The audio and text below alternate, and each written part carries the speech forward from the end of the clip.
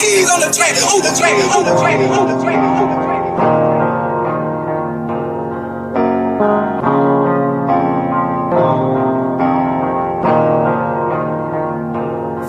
For the stats, I be beating the odds.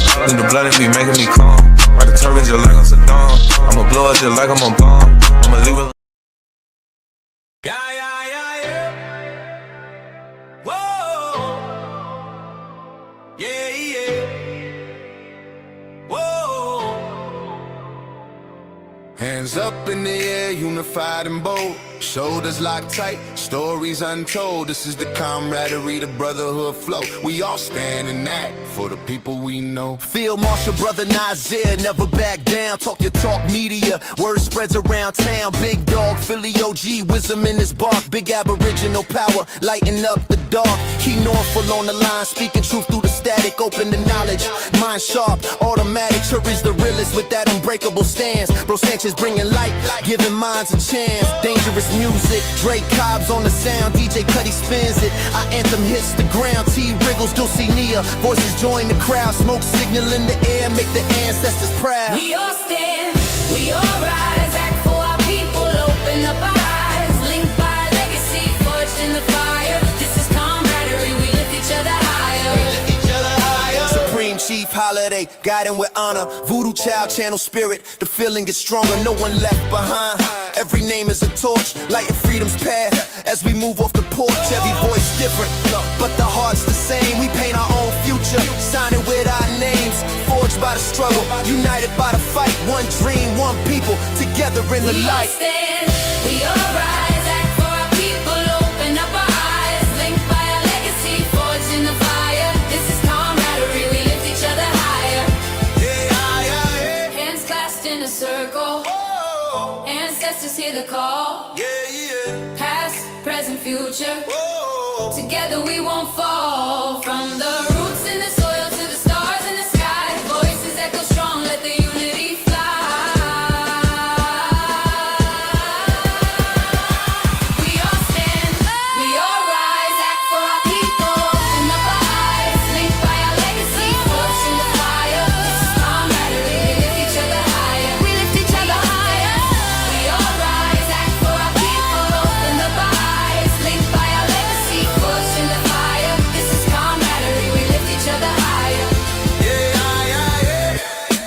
This is for the people, our movement, our pride.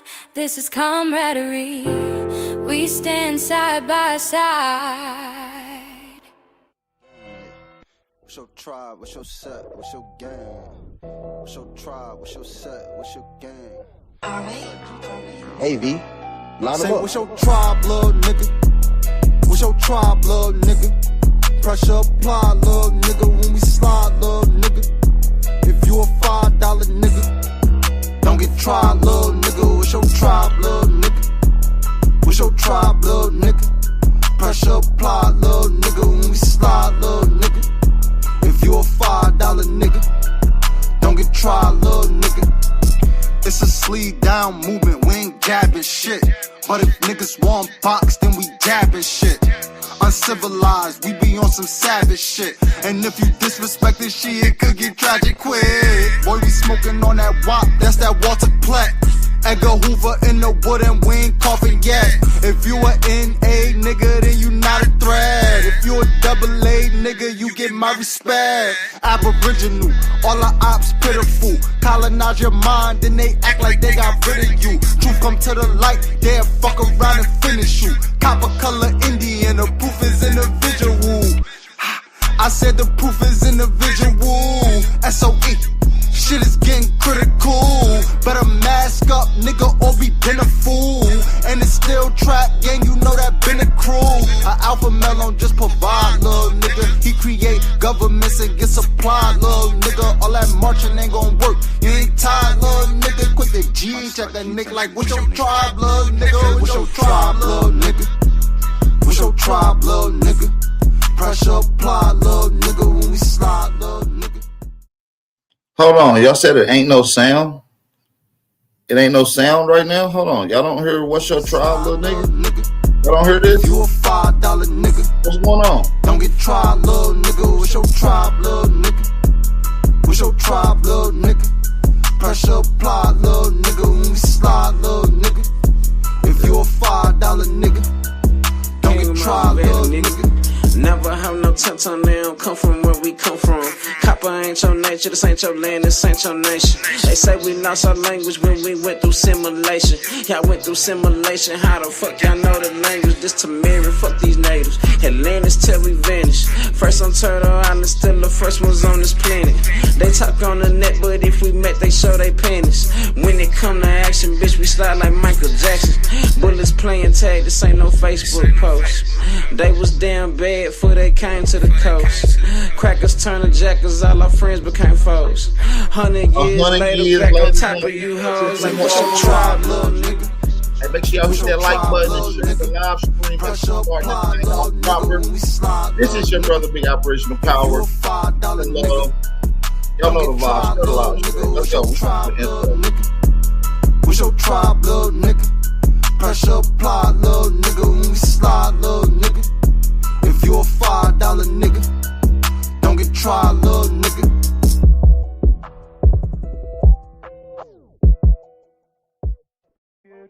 Don't interfere cause you don't know me like that. Don't ever play with my emotions. Don't ever play with my emotions. I'm headed to the top where I'm supposed to be at. Don't interfere cause you don't know me like that. Don't ever play with my emotions. Don't ever play with my emotions. When I'm pissed off, I'm like a gun cocked and loaded. Might pop off at any time, don't play with my emotions. They say I'm like my daddy, antisocial and bipolar. Don't deal with the stress, that shit eat at you like Ebola. Cold shoulders what I got, when help is what I needed. Fuck it right, I'm being greedy. Come from mine, you get deleted. I let them make it, they might feel the need to repeat it. Show my loyalty, they don't know how to treat it. Purchases, no receipts with the pack. Want insurances, you gotta pay your fee for that. I ain't tripping, I'ma make it all back on the tax. On the move until it's gone, I don't get to relax. And if you owe me, it ain't safe to say you safe, dawg. John Travolta, Nicolas Cage, we gon' face off. It ain't my fault, but in the street, that's how we lay low. They got me moving with this bat like it's baseball. Sometimes your own people the ones that do you dirty. Dang, they ain't even 30, trying to get my nigga 30. Know my dog was out here wildin', but I swear he don't deserve it. Kept that stick with him daily, cause them niggas had him nervous for real. I'm headed to the top where I'm supposed to be at. Don't interfere cause you don't know me like that. Don't ever play with my emotions. Don't ever play with my emotions. I'm headed to the top where I'm supposed to be at. Don't interfere cause you don't know me like that. Don't ever play with my emotions. Don't ever play with my emotions.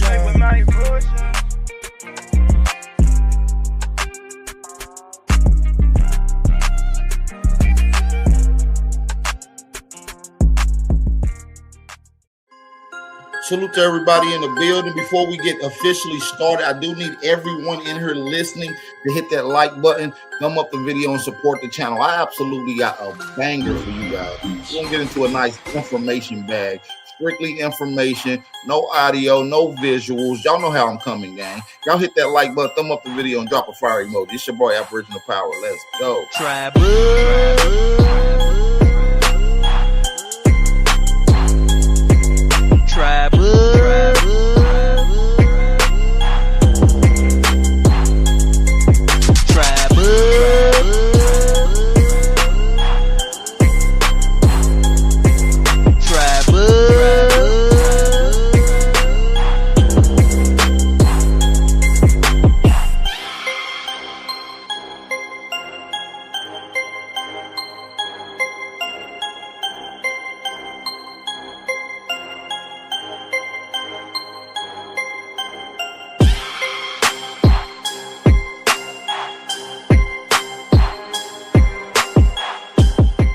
Y'all get the likes to match the views. Let's get the likes to match the views. Also, family, support the channel. Cash App. You're not obligated. Shout out to all my tribe members. I'm paid to watch. Stay healthy. Coach Jimmy Tupon. And what up, though?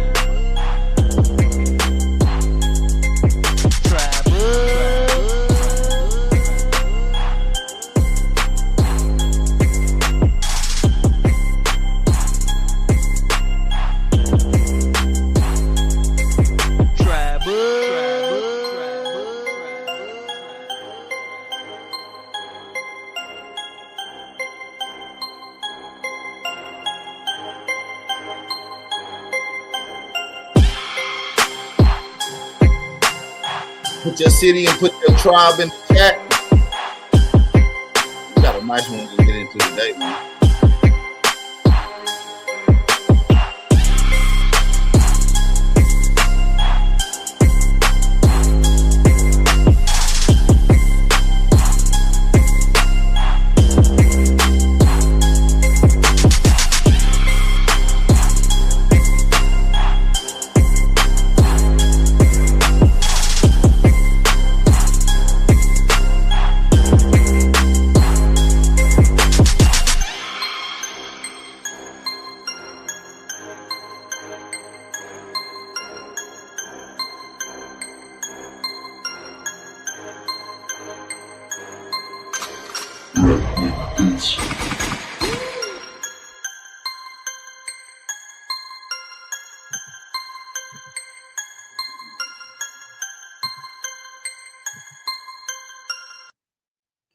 Salute, salute, salute to everyone in the building. This is your brother, Big Aboriginal Power.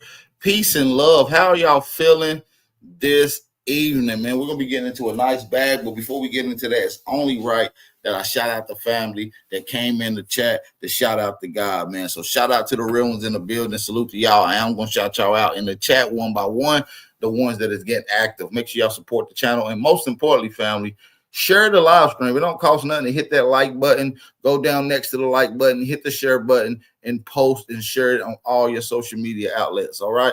Shout out to my sister Chickahominy Roots. It's funny that we're talking about reclassified Indians in the Virginia, Carolina area, and one of the tribes is the Chickahominy. So we'll be talking about them later on in just a second. Shout out to Big Dog Philly OG. James Lattimore is in the building. Trap Moses is in the building with us. True Fool is in the building with us. Chief Crazy Overstanding is in the building. Dak Hosen one. Shout out to Dak Hosen one in the building. King Genesis. Dan C is in the building. Tamara Osborne, my sister. Shout out to 305 War Chief. Shout out to Abola Faletti. Shout out to Albola Faletti in the building. Good to see you. Empress Goddess Namaste. Big Nama, one of the hardest working moderators in the chat. Shout out to Roger W. in the building. Another one of the hard working moderators. Rolling Thunder Wolf. What's the word, family? Powerton in the building. Chimichukma Halito. OCO. Anthony Williams in the building. We got Keel Hall or Kyle Hall, Mr. Hall. I hope I'm pronouncing your name right, brother. If I'm not, just correct me in the chat. I would like to definitely, most certainly, get that right. We got Ariana Nicole in the building. Ariana Nicole, what's going on, my sister? Good to see you in here. We always like the beautiful energy as well. Shout out to my brother Bright Mo Deasy, Detroit in the building. Detroit is in the motherfucking building, family. All right, y'all ready to rock this thing out? We're going to be talking about Indians reclassified in the North Carolina, Virginia area. But before I get there, I want to give an overall summary to the indigenous peoples of the entire Americas, from North, South, Central, and possibly some of the conjoining islands. So let's get into some of those right now. If y'all ready to rock the house out, drop a fire emoji, and let's get right into it right now, family. Let's get right into it right now. So, yeah, salute to everybody that's in the building. So we're going to get right into some of this live action. We don't want you guys to wait up any longer. We're going to get right into it. So salute to everyone that is in the building. So if you guys can take a look right here on the image of the screen, this is an image of a Peruvian god. This is what they call the staff god. This image is in Peru, and you can see he's obviously depicted as a melanated brother or sister. This is a Negro, and in today's time, if you were to take this person, they will be reclassified as a Negro. We're gonna go to the next image. This is also in South America. This is in the Boma Park Muro area. These are Mayans, quote unquote Mayans, pre-Toltec, And obviously they're depicting, and obviously, like I said, I want people to realize that no European drew these, no foreigner drew these. The actual indigenous peoples that we call Mayans at the time of this photo actually created this themselves. The people of the time period actually drew and recorded this imagery as an official record. So this is what you call a primary source. And this primary source obviously shows Negro men and women. These people were definitely be reclassified as so-called quote unquote black people. Here go another famous image of some of the Incas from out of Central and South America as well. These are some of the Inca family members. You can see some of the clothing that they got on, the phenotype, the braids, the dreads in the ponytail, and obviously the phenotype. This is a ceremonial image. Also another primary.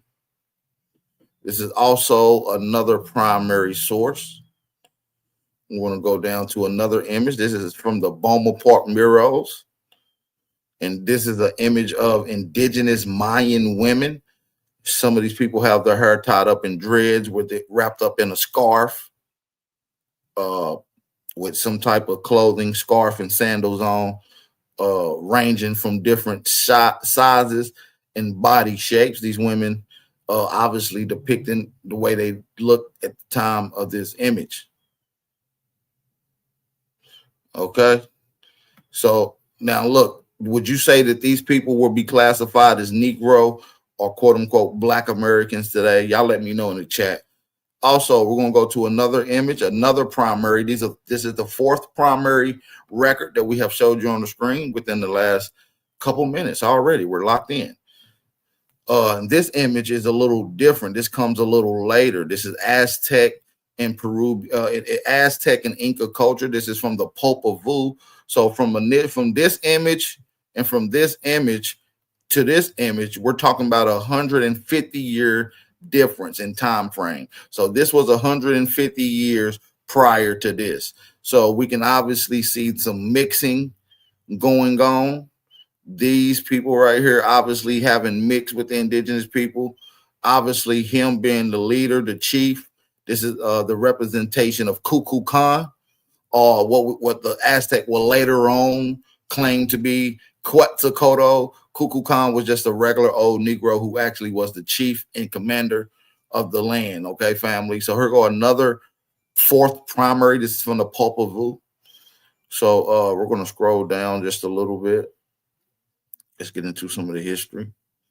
Here go another image. This is one of the most significant sites from Central America. This depicts an Olmec.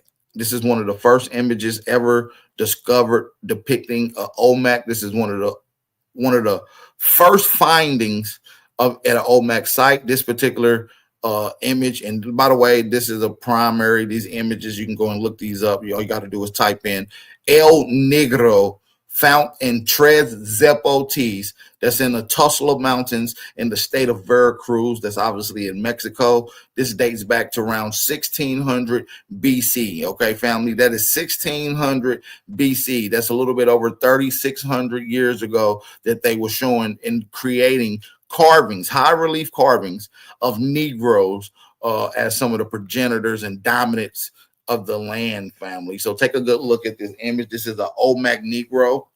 So I'm showing you that America has always been a Negro continent. A lot of people are under the understanding that the so-called indigenous peoples and the so-called American Indians and Aboriginal peoples of this particular land is not Negro. They're saying that they were not reclassified as Negro. A lot of people don't believe that our ancestors were, in fact, the actual indigenous peoples, but under certain laws, Negro Acts, color codes, and racial integrity acts, a lot of people was misclassified. So I'm here to bring out the primary sources to show how our people were Indian and it was simply reclassified and misclassified and labeled as Negro and colored. Okay, so we're going to facilitate some more of this information, family. We're going to facilitate some more of this information. All right. Hold on one second. I want to go to the next image on the screen. So just bear with me. Just bear with me, family. We're going to get into the next set of imagery. And for those that don't believe what I'm talking about, we're going to get into some of the reading about some of these Beaumont Park murals. So let's get into some of those right now. For those that don't know, this is the Beaumont Park mural. We just showed y'all about the primary. Here goes the letterhead. Now above, these are the Beaumont Park murals of the Chippas. The mural depicts the phenotypical skin and color of the She people, or the Amaru, or better known as the Olmec. They were very dark-skinned people with locks and braids and cranial deformation. They are the Olmec. So yeah, pretty much the Mayan and Olmec are the same people. The origin of the name Maya in Spanish history can be traced to Bartholomew Colon on the Columbia's fourth voyage. They were encountered and reported of a large Mayan trade boat on the Bay of Honduras. Speak of the canoes that's coming from a certain province called Miami. All right, maybe even Miami. Okay, the Yucatan or the Yucatan, right? Tozer in 1941 on the seventh note, number 33. Martyr in the reporting is the same encounter that stated as Columbus upon inquiring about the mainland. It was told the vast region was divided into two parts, one called Tia and one called Mia. All right, or Maya. All right, Maya or Metcut. The report is from the Columbia's voyage. The fourth voyage. Okay, we're gonna go through some more additional history. American civilization and the Negro incidents. And before Delano stood in the past, the monopoly and the ex-open led to the retreat of the 10,000s before the crucifixions. Taught or Buddha lived, right? So they saying there was indigenous here long before the crucifixion of Christ and long before Buddha had even been birthed through Maya. Before the wise men journeyed to the east to meet Jesus, before Roman discovered Britain, and before Job and his troubles, or Jeremiah and his lamentations, before the Red Sea parted and the walls of Jericho fell, before Sermon of the Mount, before the Sermon on the Mount or the Cross of Calvary. In fact, before history began, the Negro race was. And when McClough, South Sea Islander on the broken arch of London's bridge, has sketched the ruined streets of St. Paul, the Negro will be there, as he was with Columbus, Balboa, and Perry. Who knows? But the last man so graphical described by the poet will be a Negro. So it's inedible to understand that the Americas is a Negro land, family. Are y'all keeping up with me? Can I get y'all to drop some fire emojis? Are we cooking already? Are y'all cool? Are y'all with me? I think it's about time to light my backwood up. It's time to get cracking now. Let's go. I just need to make sure that the family with me. I don't want to move too fast. I want to take my time with this. I want to make sure I'm taking my time with this. So if y'all guys need me to slow down, run it back, need some clarity, do not hesitate to get in that chat. This is what we're here for, family. Okay? All right, let's go down. We're going to go down to the Civil Rights Act of 1968. The Negro is still language in the corners of America's society and finds himself in exile in his own land. That is a direct quote from the Martin Luther King Jr. And what stands out to me is that the Negro is languished in the corners of American society and finds himself, quote unquote, in exile in his own land. That's a very key, strong quote. We're going to go down to the Indian Civil Rights Act and the Bill of Rights Act. So we know that the Civil Rights Act predominantly worked on the civil rights of Negroes and other minority groups. And one of those minority groups synonymous being with the American Indian. You understand what I'm saying? So we got to understand this, that throughout time, our people were mislabeled, classified, and labeled various different things. So we're going to show the egregious acts of paper genocide and ultimately American Aboriginal erasure. Okay. So let's go now. Here goes the image of a Creek warrior. Now, if you guys were to take this image, you with a realistic lies and put them in real form, in real human form, based off of the image right now, would he be considered a Negro or a quote unquote Black American today? Now, John Smith, an explorer that was first permanent in the English colonies, described the indigenous peoples that he was at war with. Now, by the way, John Roth was a known liar, by the way. He never went to war. He did come into some small, brief encounters with some of the indigenous Indians like the Powhatan, the Chickahominy, the Micmac and things of that nature, but he didn't have no true real encounters. So a lot of his stuff is second and third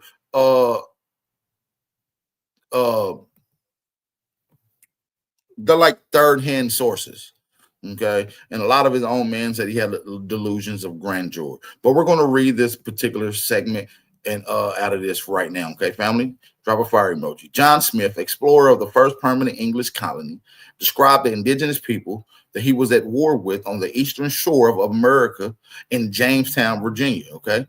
The Powhatan Indians, the Algonquin chief, more like a devil than a man. This is a quote from John Roth. He was more like a devil than a man, with some 200 more as black as himself. So not only was he describing the chief as a black man and the Negro, and obviously the devil into the eyes of the white man, but also he had over 200 melanated, dark, buff, and strong Negroes standing roughly behind him as well. Y'all let that sink in for what y'all think. Let's get into some more indigenous history.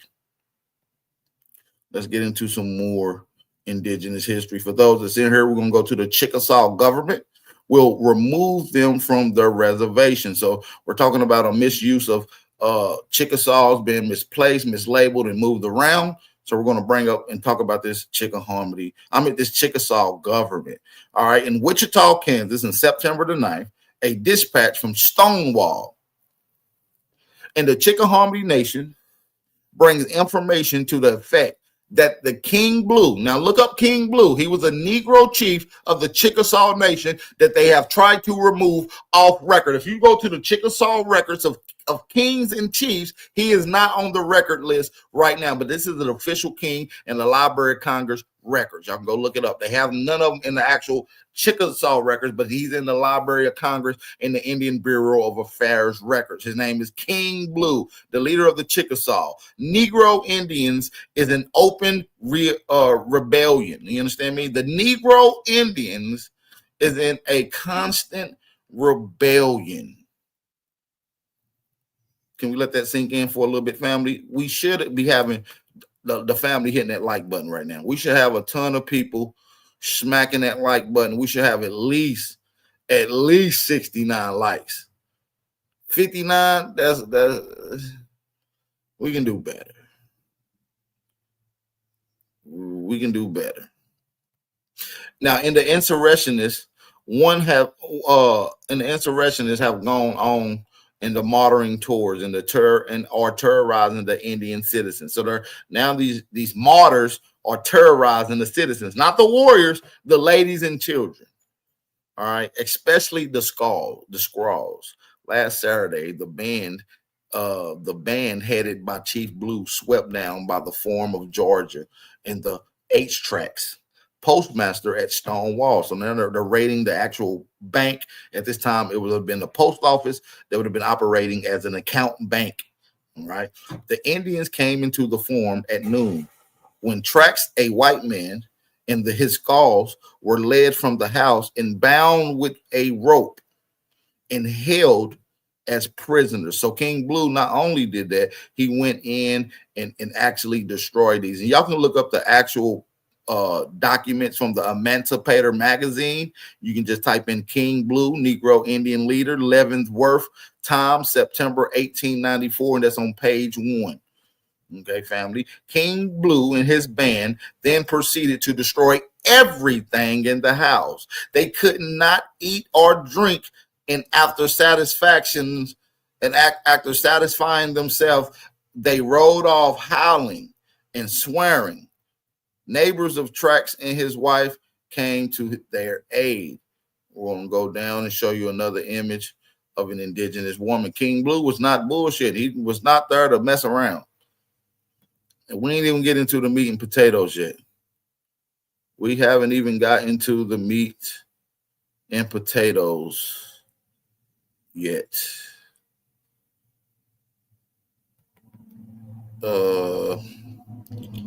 This might be a little bit out of what I want to go to. But yeah, man, we're going to get into the next segment of information. Y'all just bear with me. We're going to move on. So hopefully you guys are with me right here where we at. And hopefully you guys are understanding what we're coming with as far as this indigenous Aboriginal information. I do want you guys to really have a clear understanding of what's going on. You see what I'm saying? So let's move on to the next segment that I have put together. And we got a lot more. We haven't even get into the initial data. I'm just still setting up the understanding of how America is the Negro land. I think he locates the Yamasee. Now, this is from the remnants. I wrote from memory. In the middle, in the eastern proportions of Florida, and says that they were occupying the country when the Creeks came. He described the Yamasees as having dark skin, coarse hair, thick lips, and flat feet, and having inferior implements of war to the Creeks. So we're going to go down and we're going to read. We're going to go down and we're going to read a little bit. So we're going to get into the next segment of information. All right, well, let's get into some of the more legal documents for those that came here for the legal documents. So let's work our way back. We're going to go into the NCPI, which is the North Carolina Periodicals Index. From Indians to colored people, the problem of racial categories and the pre-existence of the Chowans of North Carolina. So this particular image is simply stating, let's read. Let's get into the abstract letter of what this is talking about, and where I will leave the links to these particular actual primaries for you guys to go look at. Over the course of the 18th century, the native North Carolina Cowan population adopted European practices and sold their allocated reservation lands to conform and survive in the British colonies. These actions led to the reclassification from Indians to colored people by colonial officials. So for those that keep telling you that there was no records, there's no documents, right, that indigenous peoples were reclassified from Negro or from Indians to colored or from Indians to black. Don't let these people sit up in here and lie, family. We cannot allow these people to lie and allow these people to keep spewing the same lies that we know didn't happen. Because we got a lot more to get into. So now this is one of the legal documents. Let's keep on reading. Now it said, who also assumed there was a loss of cultural identity. Contemporary writers incorrectly believe that the Cowans no longer exist as a political or cultural entity. Now that's the misconception, because just because there was reclassified from their actual tribe and nation, now they're niggers and Indians. So now on record, they don't exist, even though they're still remotely in the close proximity in their ancestral land. Just like a lot of you guys are in the chat who know your Indian and Aboriginal heritage, right? But yet a lot of your tribes is no longer recognized, and some of them are on the record as extinct. So just like the Cowans no longer exist as a political or cultural entity, however, an examination of archival and oral history indicates that the Cowan people have maintained their cultural identity. Furthermore, the colonial racial reclassification is an indicative of attitudes towards race and identity formation in the 18th century. So they knew that this was bull crap. They knew that they were misleading our people with a bunch of malarkey. All right. So let's move into the next segment. We got a lot more to get into. We're going to be moving. We're going to try to move as smooth as possible right here. We got a lot of more legal documents to get into, but before that, let's get into some more of these other documents. We'll be right back with some more of the legal documents in just a second, family. So now look, this is a quote from Carlos Chavez Marquez. This is from he was born in 1858, died in 1930. He was the ethnologist, a botanist, a military general, and a historian. Also an archaeologist as well. Now look, this is a direct quote from Carlos Chavez Marquez. It said the Negro type is seen in the most ancient Mexican sculpture. The Negroes figured frequently in the most remote traditions of some American pueblos. It is to this race doubtlessly belongs the most ancient skeletons distance from the red man race. They're saying so the indigenous peoples are not only the first people of this land, they're so far removed as an ethnic group. They're so remote, so far removed from a physiognomy look from the red natives. We are nothing like the Native Americans. All right. The most ancient skeletons distinct from the red man American race, which have been found in various places from Bolivia to Mexico. It is likely that we repeat America was a Negro continent. A Negro continent. Now, this is a page out of Jack D. Ford's book. This is a pretty good book. Y'all can check it out. We're going to go down right here to this first page where he refers and reference Carlos Chavez Marquez. Let me take a quick look in the chat real quick to see what's going on. Shout out to everybody in the building, man. If y'all in the building, drop a fire emoji. Drop a fire emoji in the building. So a lot of these guys will tell you that the Indians and your peoples that was never reclassified, there was no indigenous peoples, American Indians reclassified to Negro, colored, or black. They're lying. When they tell you that, they're lying.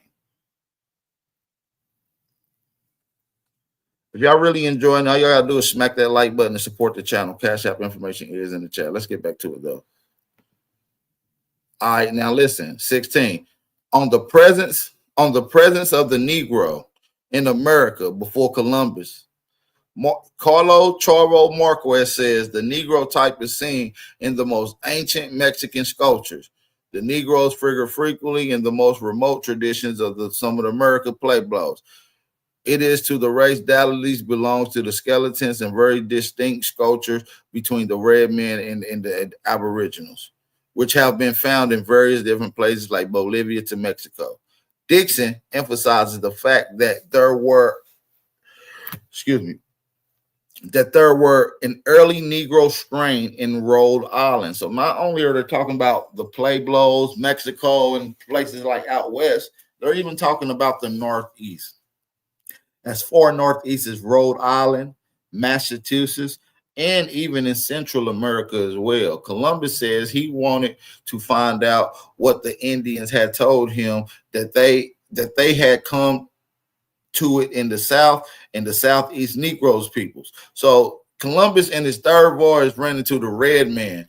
And in this communication and in this brief meeting, the red man elaborates on how there's tons of nations scattered throughout the South and all the way out to the Northeast of nations, strong, dominant, government-ran nations of Negroes. And this is according to Chavez Marquez. Now, look, this is the book that he got. It's in actual Spanish. I don't speak Spanish, but in today's AI, you're able to put the Spanish paragraph in and then turn around and get it translated. So I put the Mexican version in and then went and got it translated. So this is the Spanish version on the left, the English version on the right. Let's continue to read. Sorry, y'all. It'll be a lot of reading. I got to make sure I'm staying hydrated.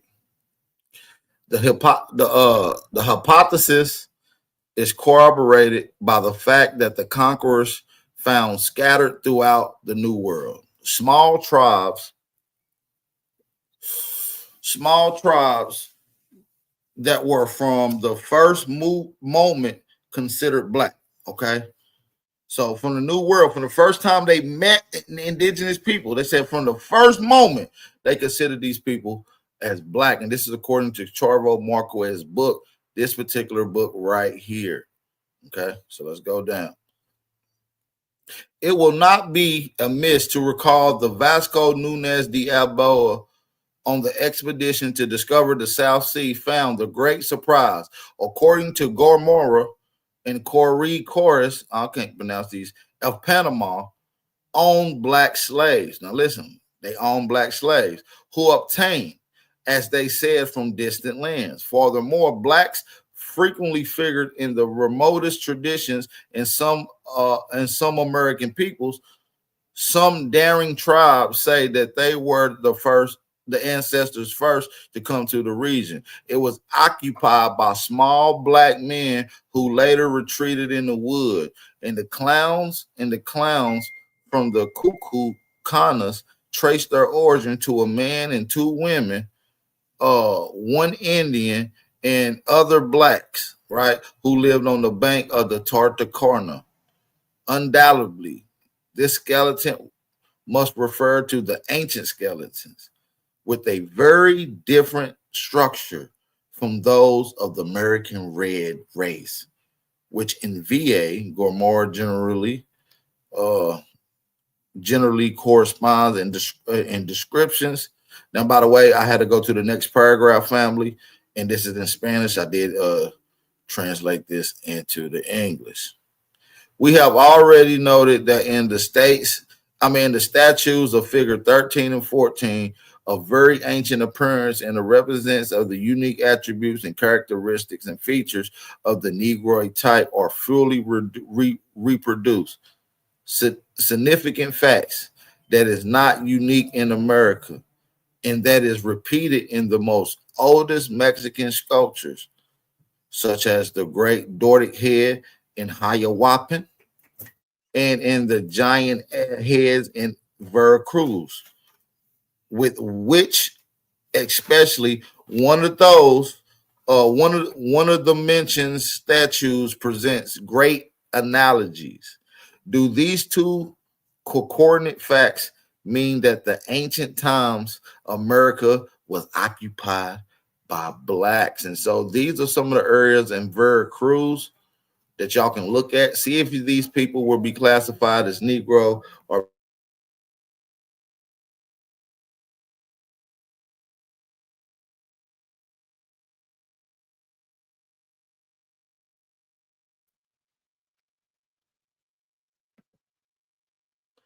so what do y'all think? Will these people be reclassified and classified as Negro?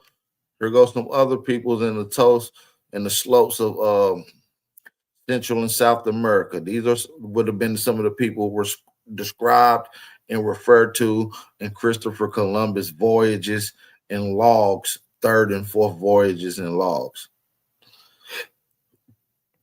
Okay. These are more images, obviously, Negroes throughout America. These are Negroes in North America. These are Negroes in Central and South America. Very close culture.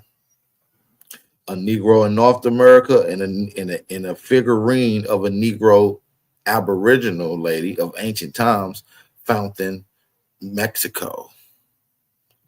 They look so much similar, but so far removed in time. Something must be in the DNA.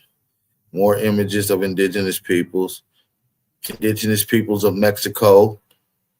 This is from the Mendoza Codex And this image is another primary illustrating, showing how the indigenous people were snatching up and imprisoning the red men, also illustrated in the book. This is the reconstruction of one of the oldest bones found in America. The bones of the lady is called Naya. Y'all can go and look up the analyze data report on Naya's bones and how she was inconclusively a Negro, according to scientists. But the reconstruction of her face and the reconstruction of the craniologist said it's undoubtedly a Negro.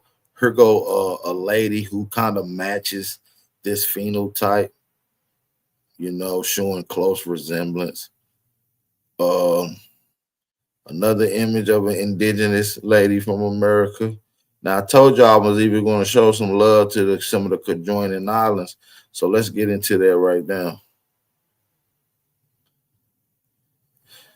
Shout out to everybody in the building, man. What is the word? Let me go tap into the chat, man. I got to take a quick little break, man. Are y'all enjoying this? Have we not showed y'all enough overwhelming data? Are we getting into the Virginia and South Carolina data, which I have just showed a little bit of the North Carolina and Virginia data? We're going to get into some more. Hopefully you guys not in a rush.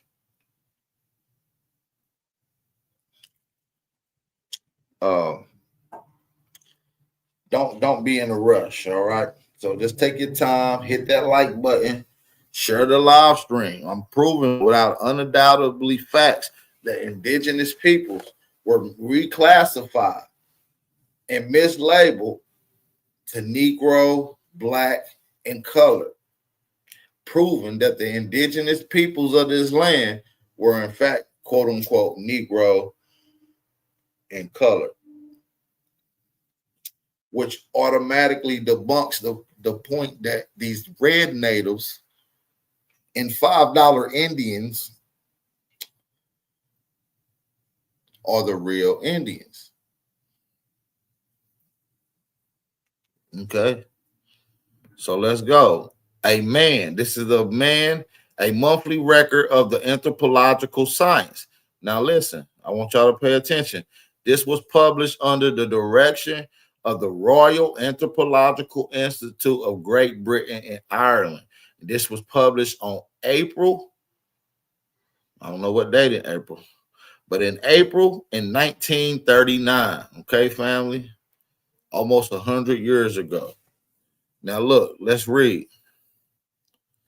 Physical Anthropology, original articles with Plate D, and this is from Stewart, T.D. Stewart to be exact, who is also the leading anthropologist at the Division of Physical Anthropology at the United States National Museum in Washington, D.C.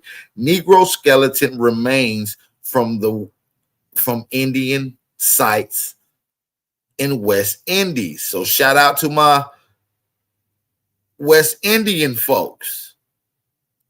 I know I'll be calling y'all immigrants and tethers, but that's only so y'all can stay in y'all own land, because y'all have a lot of rich history there that you don't have to tether on to someone else's, okay? Thank me later, family. Now, look, the recent paper in this journal by Braxton Trevor and Julian Mann, all right? Now, it says this article was published, 1938. 47 implies that the undeformed Negro physical type inhabited the Virgin Islands in pre-Columbian times. Not only is this implication contrary to previous accepted findings for the Antillean areas. Now, in parentheses, it said as shown as earlier, which we didn't see there, which I'll show you the actual bones that they show you. These are the actual bones that they're talking about from the West Indies. These are from image 1, 2, 3, and 4.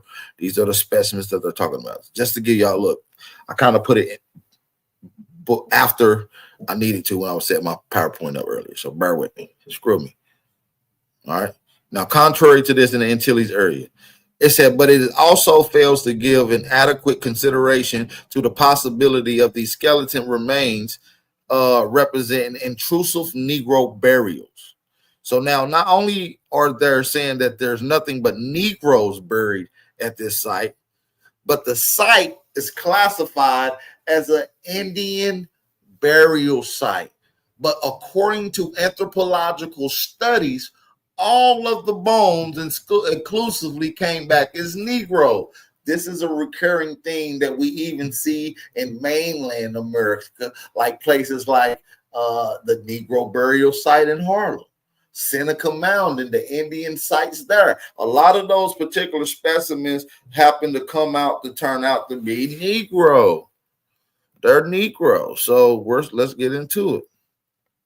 So it talks about the possibility of these skeletons remain representing intrusive Negro burials. This mere presence of skeletons in the sand or shell mound of Indian origin, lacking careful stratigraphic records, is not certain evidence of primary association with the accompanying artifacts. Moreover, I venture to say that the few physical anthropologists familiar with American Indian skulls will mistake the Indians, those illustrated by Bruxton, Trevor, and Julian. Indeed, most physical anthropologists will probably be less conservative and say Negro instead of Negroid. That's key. All right, so now here goes some of the skulls that they have found in the West Indies. These are some of the skulls that they found in the West Indies. 2 skulls from the West Indies, 1 male, 1 female from Barbados, and 1 was from the British West Indies. Okay. Now we're going to get into some of the earlier letters from some of the earlier colonizers, writing back to their masters and progenitors about what they seen and what they recorded. Now, Negroes as the original Indians, absolutely. And this is according to proof, according to the authentic Library of Congress Jesuit letters. So I'm going to do my best to try to read these. The book African and Native Americans by Jack D. Forrest paint a very different picture of history than what most of U.S. were taught about the origins of Black people in the Western Hemisphere. We were taught that Black people, my bad, y'all, my bad.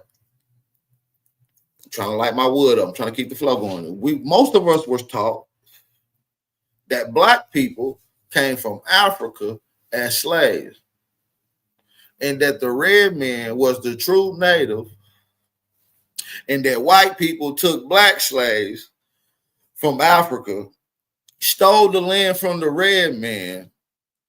This story is nothing but a giant bullshit baloney story made up by systematic racist historians to deceive the masses about the original history of the peoples of the Americas. Now let's get back into it. According to Jack D. Forbes, using the Jesuit letter missionaries to prove the Negroes, or aka Black Moors, were the first Americans, in fact, were Black and olive tone people found in the Western Hemisphere.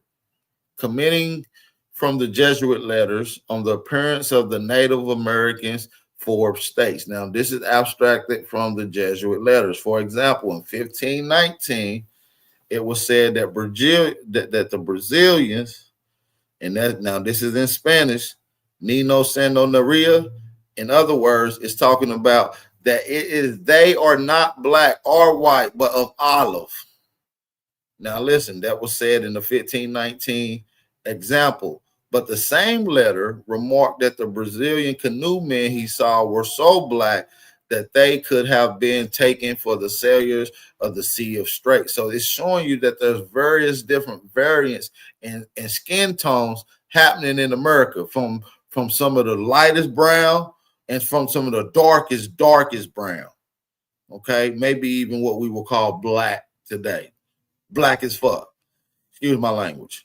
Now, the author continues his comments on the appearance of natives in North America from the Jesuit letters. Now, this is in North America, family.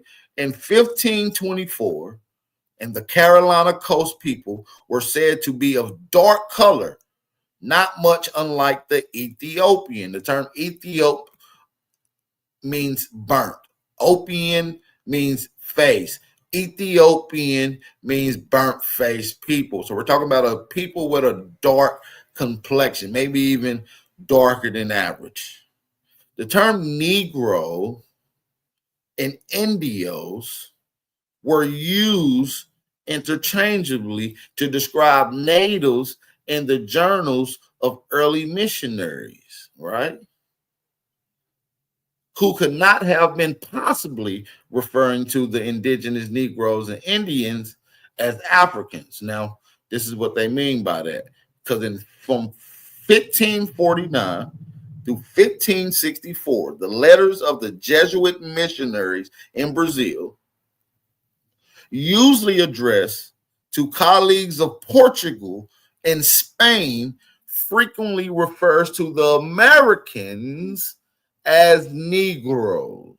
And in April of 1549, Manuel de Noboa, the leader of the Jesuits, addressed a letter from Baja Samayo Rodriguez in Lesbon, in which he refers to the Portuguese in Brazil as living in sin because of their having many Negras. Now, Negras is an indigenous or Portuguese Spanish term for Black women or Negro women. Now, he said they're living in sin because they're having too many Negras and lots of children by the said Black woman. Negras is the same thing as Black woman. Thus, the Jesuit letter, plus the Jesuit father called the American woman living with Portuguese men as Negra. Now, listen, a term which, according to Led, could not have denoted people of African, because in 1549 there were few or no African women in Baja. Nonetheless, Borrega uses the word Indio in his letter, referring to the same people, which lets us know the term Negro and Indios was interchangeable. When Africans are referred in the Jesuit letters, because the Jesuits actually went to Africa and they referred to them as something totally different. So if the Black people that was in America is Africans that came to America, they will refer to them as the same thing they refer to them in Africa. Are y'all with me? Okay. When Africans are referred in the Jesuit letters, they are always called Negroes de Guinea or Blacks of Guinea, because the term Negro means Black. To distinguish them from Negroes de Terra, which is what they refer to the indigenous peoples of this land as, which means Blacks of the land, or Blacks in this particular case of America. Okay? Let's get y'all to hit that like button. Thumb up the video. We are almost at an hour in and we're rocking the house. But we haven't had nobody support the channel, though. Y'all must don't like these type of live streams. Y'all just let me know. I won't do too many of them if y'all don't like them.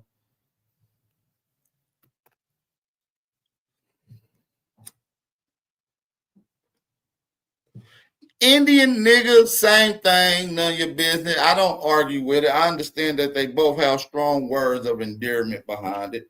So when you say Black, it should have the same meaning as it does when you say Indian. When you say nigga, it should have the same meaning as anything. So yeah, okay, if you did donate, I haven't checked it yet. I just want to make sure it didn't alert on my phone anyways, but I will double. Matter of fact, let's check that right now. While we got a brief little intermission, we're going to get right back into some more of this content. Matter of fact, we got two people that supported. Shout out to True Food that supported the channel. Shout out to True Food. Shout out to my brother True Food. And shout out to Rolling Thunder. Shout out to the brother Rolling Thunder for supporting the channel. We do appreciate that. And you will find that throughout America as you research your family.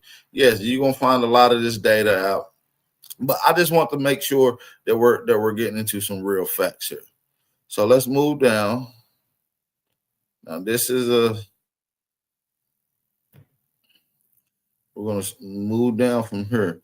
So I want y'all to read right here. We're going to move down to the Carolinas too. We're going to show how you guys were not the slaves, but that you became POWs because you was warrior class here.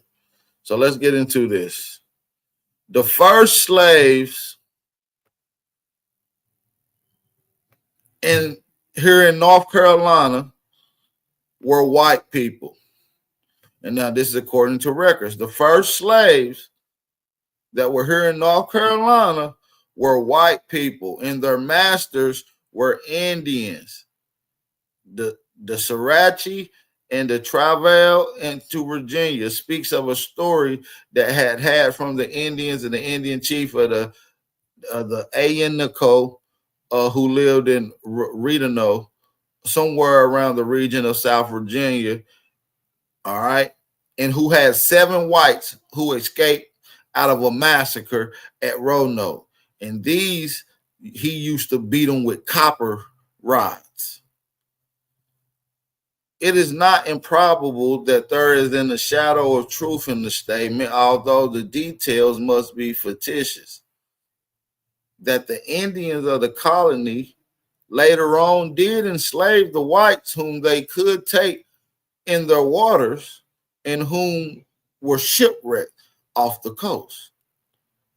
We known from the preamble of an act of the assembly about 1707. So y'all can go and look up the preamble of the North Carolina. I'm at the South, the South Carolina Constitution. I'm at the North Carolina Constitution and the assembly records about 1707. It's going to tell you about white servitude in those particular areas. So we're going to get into more proof showing you that Negroes, okay, that Negroes and Indians is the same thing. Now look, let's look at this image.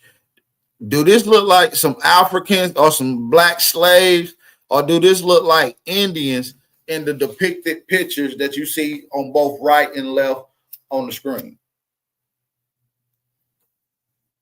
Talk to me, family.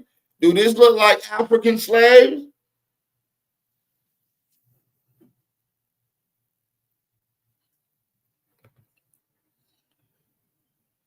No, the fuck they don't. It don't look like no damn African slaves.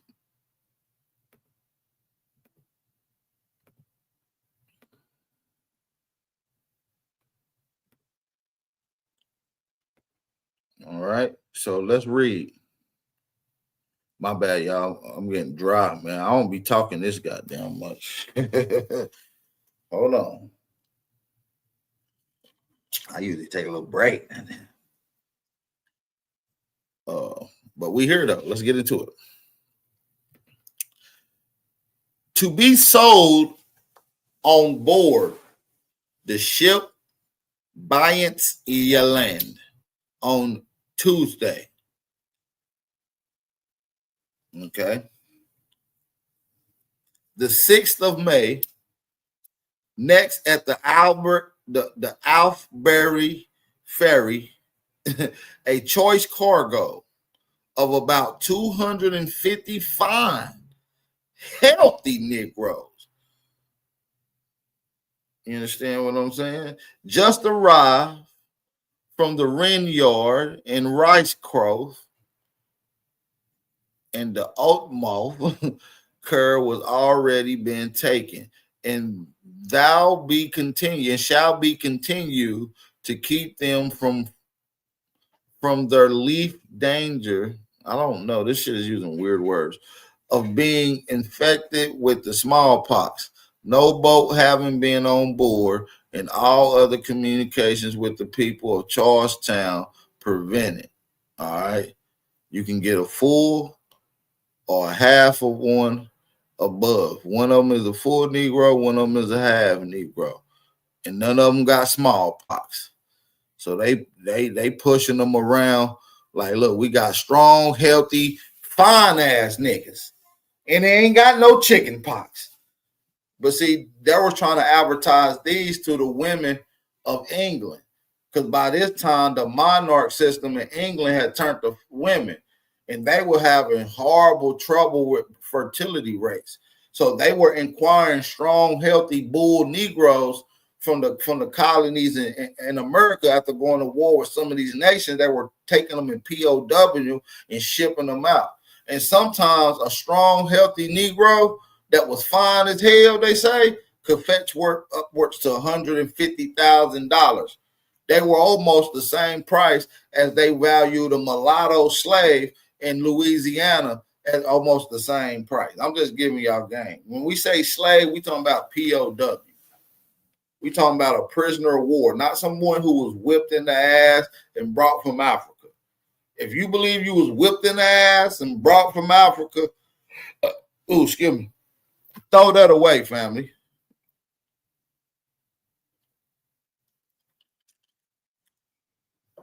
England was in America first.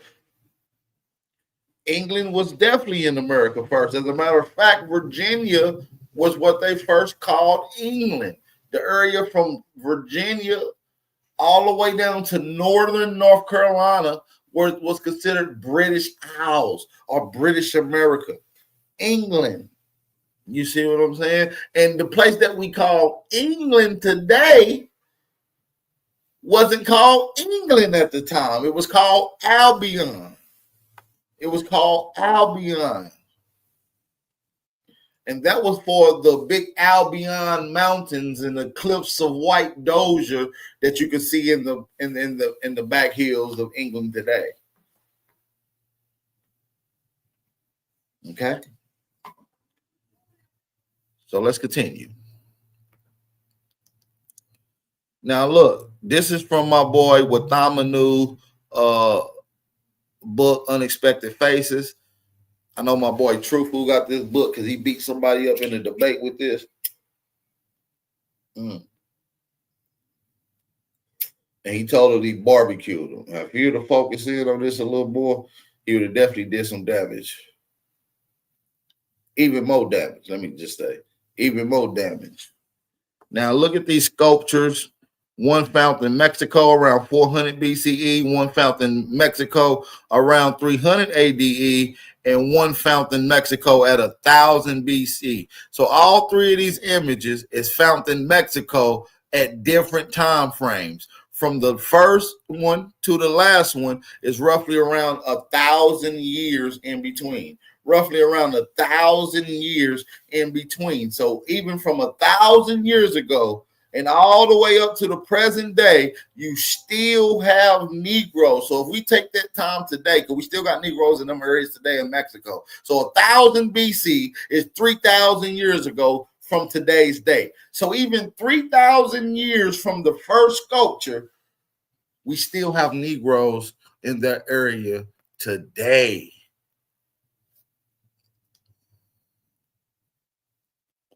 No, Albion means white though, but it wasn't for white people. Salamu Amor Bay.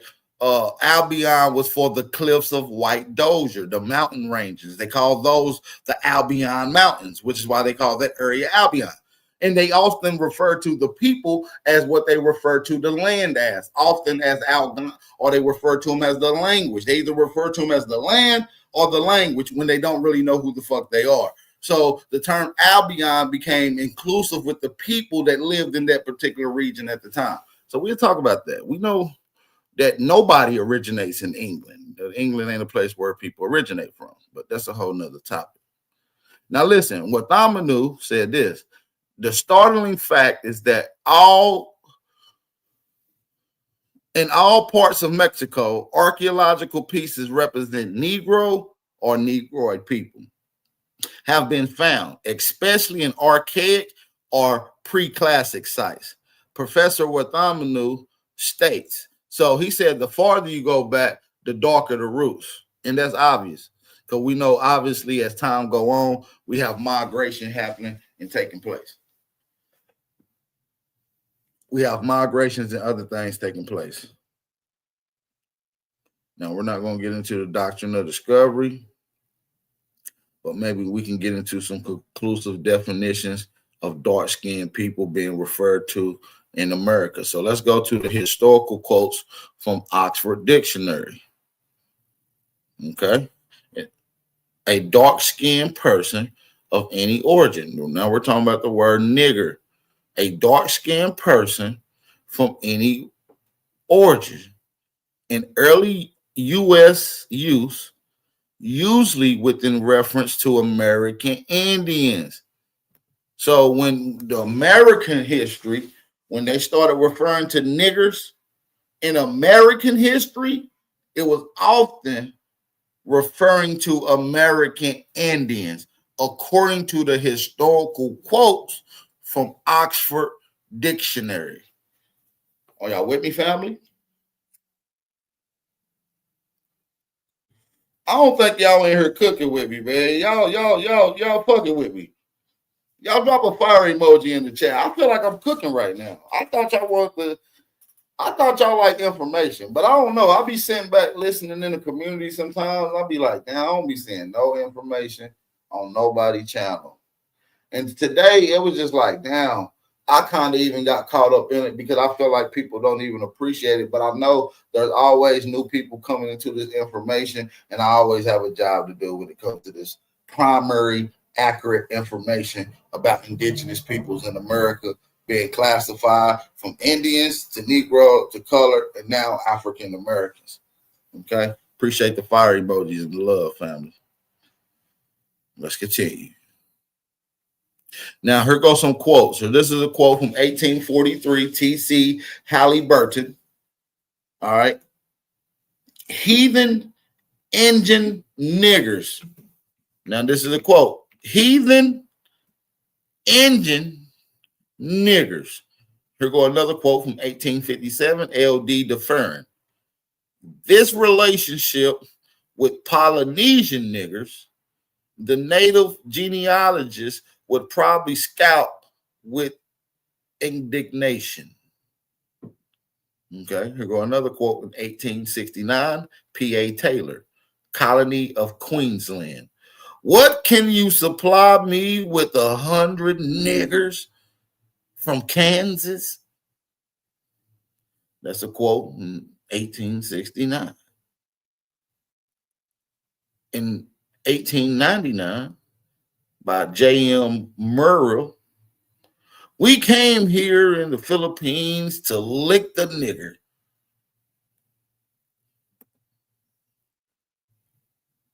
Okay. A quote from 1919, P.B. Kane, Captain Scraggs, page 119. On the island of Orinoco, right under the Hukatunka volcano, there was something striping. A big buck native niggers there that would fetch 300 a head. They called him a big buck native nigger. Damn. And in 1934, G.B. Shaw's on Rockshaw on page 70, Pandreneth. You are only a silly nigger pretending to be an English gentleman.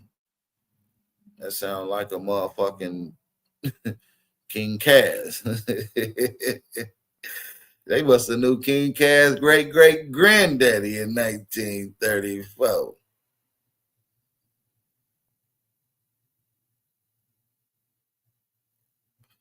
All right. Let's go. In 1992, in Morris's Brothel Boy, that's on page 9, he's trying to suck up to Veraswama. For some reason, he must know we can't let niggers in. And that was a direct quote. Now we're going to go to another Oxford Dictionary quote, and this is going to go through the understanding from scholar Randall Kennedy's nigger in America definition.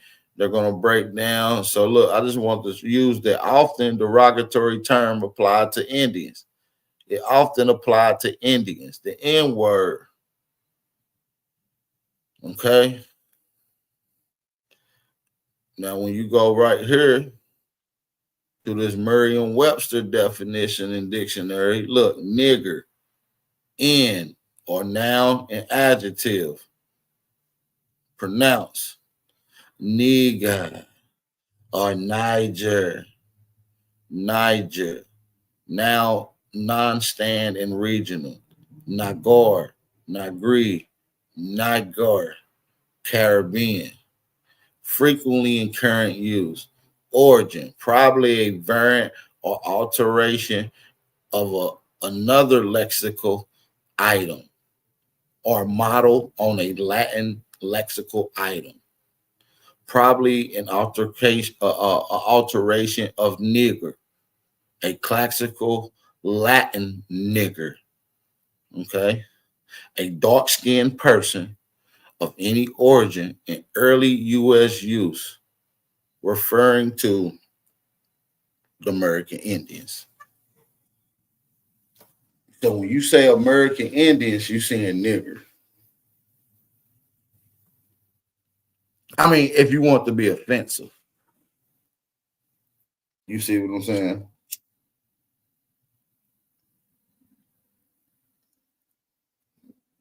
See, we done took the word that they try to refer to us in derogatory terms and speak on our lineage. We done turned it to a word of endearment. This is how we do reverse psychology. We've been doing it from the beginning, family. So we're going to continue to go down. We just now getting started, y'all. Hit that like button. We just getting started. American now. So we're going to read this. Look, American, that's the word. That's who we are as a people. Before you become an Indian, you are American first. That's why it's American Indian. Now let's get into what American Indian is. American is. In the 1570s, originally one of the Aboriginal peoples discovered in the Western Hemisphere by Europeans. From modern Latin, Americanus, from America. The original sense is now Native Americans, the sense of a residence of North America. So now when we say Native American, that just means you're a resident in North America. It doesn't mean you're an actual American. It's telling you right here in the definition. So when you say that you're Native American, you're just saying, "Oh, I live in America." That's just what you're saying. It's the same thing. Instead of saying I'm living in America, I'm Native American. That means I'm just here. I'm not living here. I'm a resident here. Okay. And that was originally, now listen, when they say residents of North America, that was of European or original British descent from 1765. So the term Native American were first being used by white people before the little Asians. I just want that to be clear.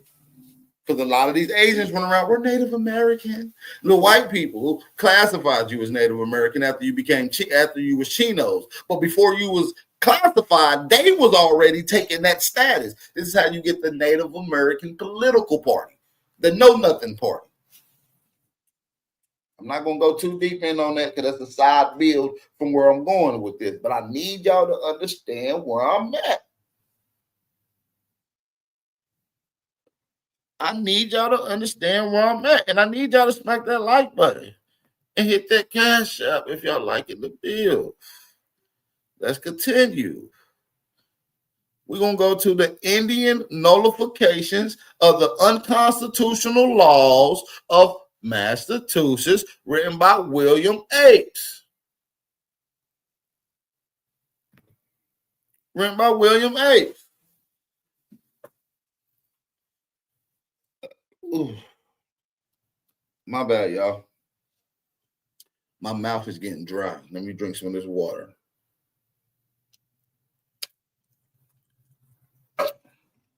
All right. Y'all turn me up.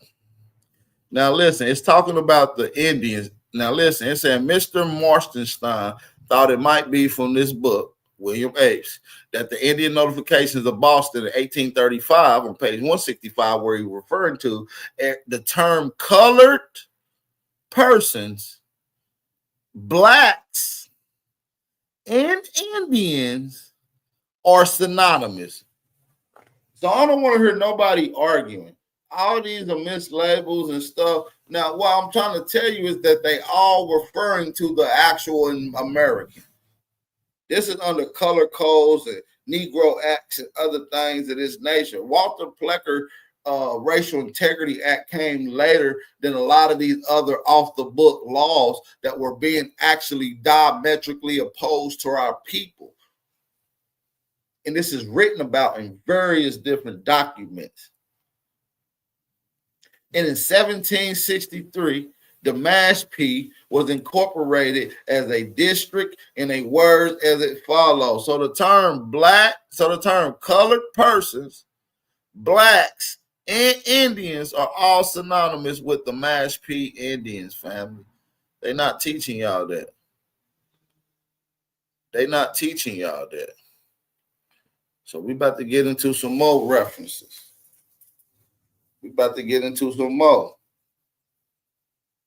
References. So I just want people to understand, for those that keep saying that no, there was no indigenous black people in America, or there was no indigenous Indians that were classified as colored Negro or blacks. None of y'all peoples was. None of them people was. That's a damn lie. I don't know why Pan-Africans come over here and lie to our damn face like that when we literally pulling up the records. We're literally showing you the records right now in real time.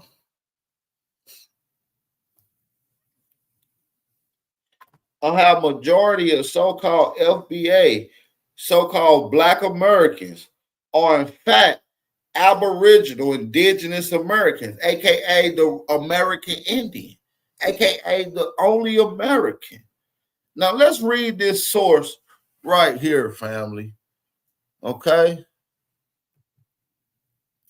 Now look, in William Penn's observation made after visiting the interior of Pennsylvania. Now, William Penn is one of the first colonists to come to America. He came to the state of Pennsylvania, the area that we would probably call Philadelphia today, ran across one of the Lady Lenape chiefs, and his name was King Powhatan.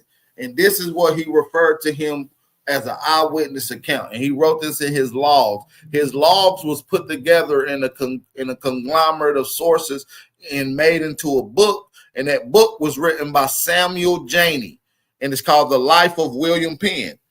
And this is in his 6th edition in 1882. This is what he states. The natives I shall consider in their person, language, manners, and religions, and government with my sense of the original. This is his opinion. He said, man, these people with their language, with their personality, with their manners, with their religion, man, these people are the real deal. They are the original. Now listen, he said, for the persons, they are generally tall, straight, well built, of singular proportions, and tread strong, with a clever and mostly walk with a lofty chin. And of the complexion, black. And of the complexion, black. But the design as the gypsies in England. This is what my brother Moore, meticulous, or Marua Moore was talking about in the chat. He was talking about how in England, them people, the place that we call England was an American. The place that we was calling England now was Albion. But those people that we was calling Albion actually weren't white people. They were the gypsies, and I can show you images of them. So now we're getting into it. Now listen, he said they greased themselves with bear fat, clarified, and using no defiance against the sun. Rather, their skin must needs to be swarthy. All right. Their eye is little and black, but not unlike the Jew. Now, the term swarthy is an English term, right, or anglicized word that means dark. Now, the Polish people or the people or Norwegian got a word called nigger. They also use the word nigger to refer to as dark skin. And so when you hear a name like Arnold Schwarzenegger, so Schwartz mean dark, nigger mean dark. That means he come from dark people. And obviously with years and generational mixing, he's far removed from that lineage. Swarthy is synonymous with black and nigger. You understand me? Schwarzenegger. I'm just giving you some game. All right. So let's move down. This is an image of King Tammany standing on the back of a turtle with an eagle on his shoulder. This is in downtown Philadelphia. I got pictures with this. I've been seeing this. Everybody from Philadelphia have seen this down there on Market Street. All right. Now here go a city of New York from the archival survey showing the Negro burial site. Now look, this is Negro burial site, Negro burial grounds, Negro burial grounds. Now, what I'm saying is that this is in Manhattan. Lenny Lenape and King Tammany occupied all of that area. He occupied Manhattan, the Lenny Lenape nations. They was all in New Jersey. They was in Philadelphia. They was in New York. And they even went as far south as Delaware, you know, from the original nations, and then eventually brushed out and went to a lot of other places. I need y'all to keep that in mind. This is in New York City, right there in Seneca Village in Harlem. They saying that this is a Negro burial site, and it's ancient. It goes back to a particular time period. But I need y'all to keep that in mind, right? Because I'm going to show you an Indian Bureau of Affairs map, who also show you Manhattan, and look at these star forts. This is long before they found the Indian burial, a Negro burial ground. These star forts in this city was there, already built up by King Tammany. When William Penn came, he came into a marvelous city. Now look, here go a Library of Congress map showing downtown Lower Manhattan. This is right here where the Indian burial site is right now today. This is smack dead in the middle of Lenny Lenape, Lower Manhattan territory. So when we go up to the map right here, and it says Negro burial grounds, but it's smack dead in the middle of the Aboriginal Indigenous land, according to the Indian Bureau of Affairs. Come on, man.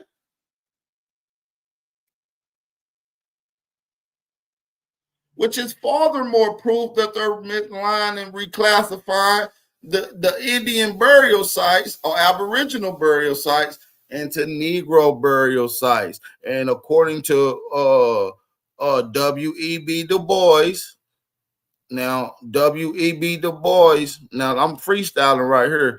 W.E.B. Du Bois, W.E.B. Du Bois, Zora Hill Hutchinson, Melville Herkovich, and Franz Boas orchestrated these missions to go out there to the Niagara Falls. Now look, watch this.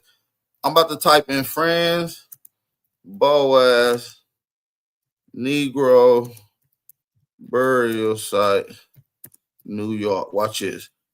I'm about to show y'all some crazy shit. I'm freestyling right now, but I know it's some crazy shit because I looked it up some years ago. It was a whole program Franz Boas did. Now we know Franz Boas is the father of anthropology. We know they call him the grandfather of anthropology. Now look, half a man, the status of the Negro. He talks about the Indian burial ground in New York. It's a whole thing called the Niagara Falls movement. The Niagara Falls movement, first located in Seneca Village, first start looking up the Indian burial site. But we know Franz Boas was pushing the agenda from the beginning. That's when you first get the anthropological studies at Columbia University. There was no anthropology, no study of anthropology before Franz Boas Neal. And you got to realize the Columbia University was also the same school that later on, about 50 years later, the CIA ended up being funded by. The CIA started funding certain programs at Columbia University with the African kind of schools and the African study schools. The African study schools was never in effect before 1850s, but it was still being studied under the anthropological studies, which lets me know that all of it was a whole categorization of psyops. So we got Indian territory, Negro burial ground, smack dead in the middle. Pay attention. Now look, we about to get into some shit. I need y'all to smack that like button and support the channel, man. I need y'all to smack that like button and support the channel, man. Shout out to my sister Chicken Harmony Roots for supporting the channel. Shout out to my sister Chicken Harmony Roots for supporting the channel. Also, shout out to True Food for supporting the channel too. Shout out to True Food. Did I already shout True Food out earlier? I felt like I shouted out True Food earlier, but maybe I did. I felt like I did, but yeah, shout out to everybody that's supporting the channel. Make sure y'all keep them things coming in, keep supporting the channel, keep smacking that like button, and keep sharing the live stream. All right. Now listen, I want to get to the chat because I did say if anybody needs some clarity or understanding or got a question or need me to run something back, I'll go through the chat and ask. So I'm gonna let y'all take this opportunity to ask any questions, or let me see if y'all got any questions, or if I need to run something back for y'all to document as a source for y'all own personal use. Just let me know right quick. All right. Shout out to the chat, man. Hey, I ain't even gonna lie, y'all rocking out in here. Y'all in here listening, and I'm in here dropping some shit. I got plenty more where this come from. Shout out to y'all though. I got plenty more where this come from. Oh, y'all ain't seen nothing yet, man. This just the basic bag. I ain't even get into some of the official legal documents yet. We about to get in. I showed one briefly. We about to get into another one. All right. Master of Self, man. How about you come up here and build with me, bro? Come on, champ. Come up here and build with the God. Come rock up with me. Come on, let's go. I need you to start your channel. We want to support you and go to your channel and listen to how you put it together. We want to listen to all the indigenous brothers coming up, the young brothers that got the youth and the energy behind them. We in full support of y'all. So if you want to come shine right now, just let me know.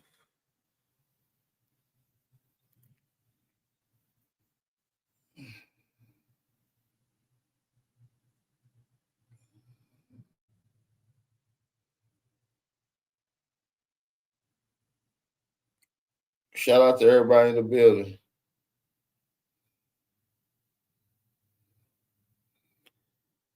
Shout out. Somebody said, are we the real English?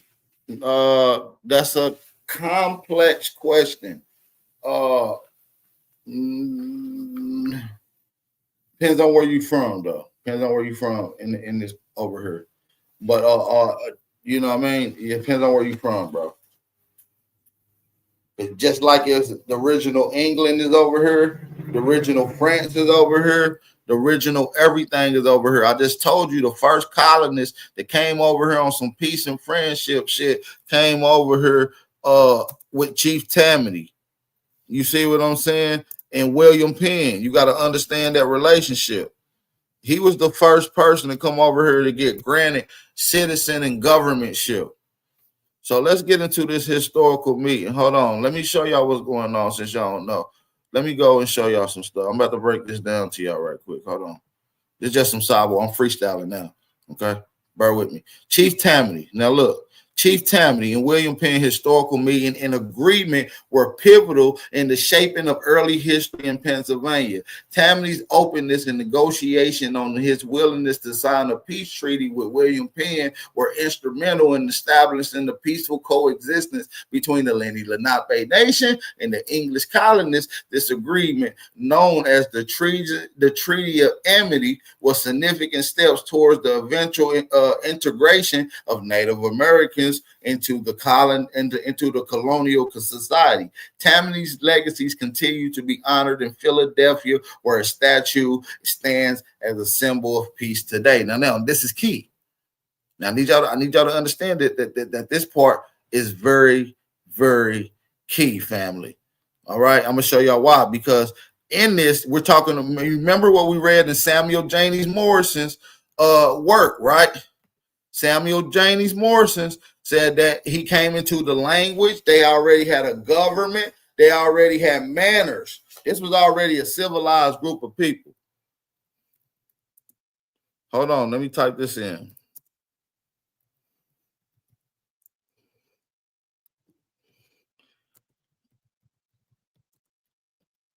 Hold on. Let me show y'all this right quick. Because in downtown Philadelphia, not too far from where William Penn statue is, right by the art museum and shit, there's some significant shit that's taking place down there. Now, what you find, hold on, let me go to the image. Now, what you find leading up to the first White House in America is King Tammany. He was the president of one of them nations. There was two different presidencies going on, the South and the North. They became unified at a whole different time. So now look, when you go to this particular, this is right down the street from King Tammany's statue. What you're looking at is the original White House. This is the first White House. This is where freedom really became a real thing. This is why they got the Liberty Bell, because this is where the first place that freedom reigned for any other slave and Slav that was enslaved around the world. Now, you see all these nations flagged on the right and on the left.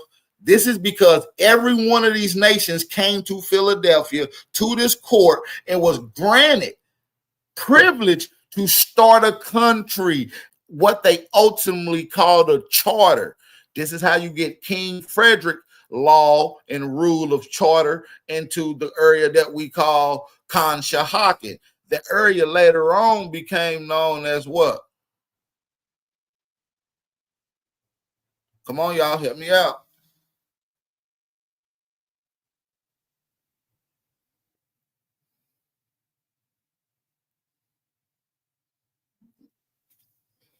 Y'all supposed to know this. So every one of these nations' flag that you see,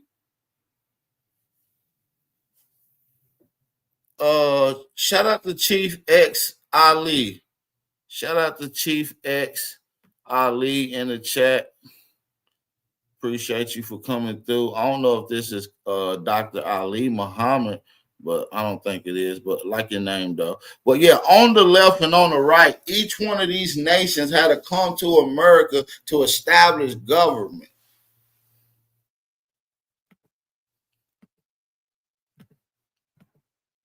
So we just told you that they had original government here. When we was just reading Samuel Janus' work, which I'm about to go back to and show you, because we just read in Philadelphia, which I just showed you on the screen. When you go back up and you read right here, hold on. And when you read right here from William Penn's observations, this is William Penn's observations. He came here and said that the person, language, manners, religion, and government of his sense is of the original. They got the original government. So they came here and ordained and got ordained government status here. See, they not telling y'all that, but I'm getting into a whole nother bag that I got a whole nother bill for. This shit get deeper than what y'all even could really even think about. This shit get deeper than what y'all can even really think about. Shout out to the Midwest, man. Shout out to the Midwest, Chief X Ali. Hey, everybody that's rocking out, man. Make sure y'all share the live stream. If you're new to this channel, hey, nice to meet y'all. It's Aboriginal Power, man, the one and only, man. The hood scientists, man. We're here to bring that heat, man. The first Aboriginal archaeologists. We're here to bring that heat. So now look, this is a quote from Carter G. Woodson. Now look, he got a book called Free Negro Heads of House. Free Negro Heads of Families in U.S. in 1830. This is a unique book. Go check it out. It is a fire book.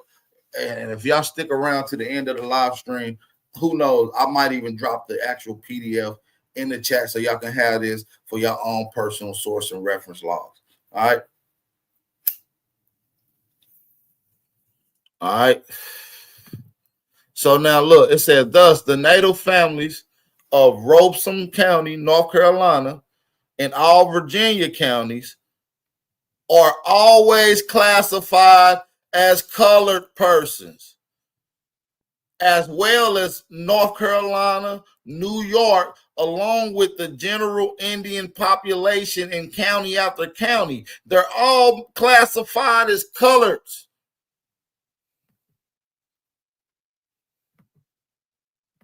They're all classified as colors.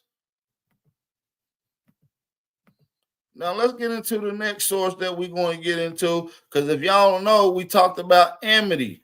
We talked about amity just a second ago. Hold on. Let me go back to that source. Where was we talking about amity at? Hold on. Hold on. We just brought up amity within the conversation not too long ago. What was that in? That was in the, hold on, give me 2 seconds. We just seen amity in the source that we brought up earlier. Hold on. Hold on, I'm trying to think. Oh, that was in the written records from that was in the written records from King Francis. I can't even think, man. Dang. But I did see that earlier. Hold on. My bad. I didn't mean to throw y'all off, but we got more sources coming up, though. Just bear with me. Just bear with me, family. We're going to get into the actual records. So, all right, let me get this off the screen. Boom.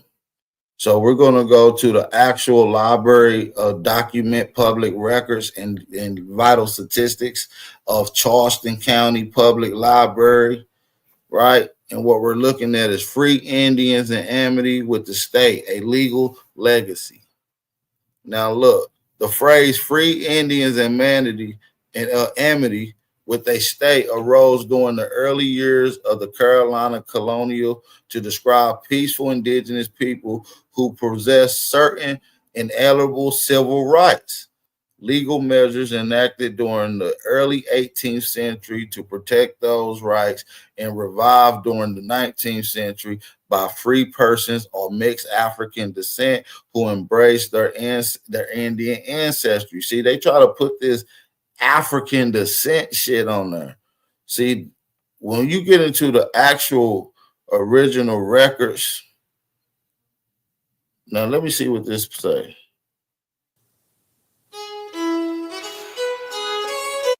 And trade with white colonists in a state of amity. On the other hand, those who used violence to resist the process of colonization, including the Kuso and Westo, were treated as hostile enemies to be banished or enslaved. Indian slavery emerged in the 1670s as a small component of the burgeoning trade between Carolina colonists and Native Americans, generally involving the enemies of Indians in amity with the provincial government, who were captured on the outskirts of the English colony and delivered to white settlers for sale. Commerce between colonists and Native Americans. Yeah, it's just reading this whole paragraph out for us. But listen, often a lot of these Indians got misclassified. And a lot of these people were in fact not African at all. The rapid increase of the slave trade in Charleston. So they're trying to bring in the Negro Act, which I don't know how that would affect any of these other indigenous peoples. You see what I'm saying? Uh, Now let's get into another particular legal document. I know y'all like the legal documents.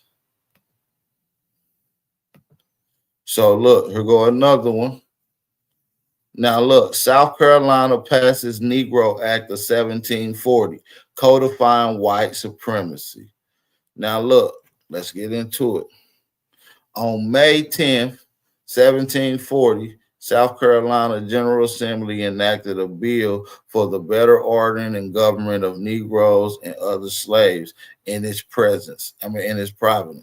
Also known as the Negro Act, the law prohibited enslaved African people from growing their own food, learning to read, moving freely, assembling in groups, and earning money.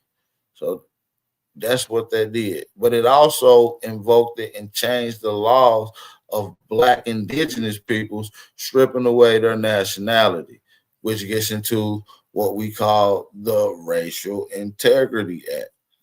So that's when you get into a lot of these Carolina Indians and a lot of these Virginia Indians. Yeah, it's not law, but they're acts. All right. Now look, the Lumbee tribe. Now look, we just read the quote from Carter G. Woodson, and he talked about Robeson County, North Carolina, and he said all of the head of household were reclassified into Negro. All the Indians that were head of household were reclassified as Negroes. Now, look, the Lumbee tribe located in Robeson County, North Carolina, was recognized by the state of North Carolina as American Indians in 1884. And in 1956, Congress recognized them as American Indians, but they did not receive full benefits of their federal recognition. Shout out to my sister in the chat, Chickahominy, because the Chickahominy Indian tribe of the East Division of the Upper Montapony tribe and the Wampanoag tribe and the Monacan tribe Indian Nation. All right. And these other Indians are all located in Virginia. They received recognition in the state of Virginia in 1983. There are currently no federal recognized tribes in Virginia because all of them were Negro. Federal recognition is usually handled by the Bureau of Indian Affairs. However, the process is difficult. One of the Bureau's criteria is recognition is the tribes to prove that they've been recognized as a group or community of American Indians for a century, which is very hard for most tribes because states hadn't always classified them as American Indians. For instance, members of the Virginia tribes were classified as colors in 1920, which would have cut off the 100-year mark, helping them reach it in the year 2020 today. So this is a very difficult thing. So misclassification, reclassification has been a legal tool to remove the indigenous heritage and benefits and resources from the indigenous peoples. Because the Lumbee tribe was partially recognized in 1956, full recognition must come from Congress. All right. Now look, the Chickahominy tribe in the Eastern Wampanoag are not federally recognized, but they're trying. But yeah, man, so it's showing you how these people were indigenous and how they tried to reclassify all these people. And so this happened from 1700s leading all the way up to the 1960s, getting into your Walter Plecker Racial Integrity Act. So for those that's not familiar with the Racial Integrity Act, let's pull that up right here on the screen. And we're going to get into this Walter Plecker Racial Integrity Act right quick. Make sure y'all hit that like button, thumb up the video. This is the hillbilly who try to destroy our ancestors' nationality. I want y'all to take a good look at this hillbilly.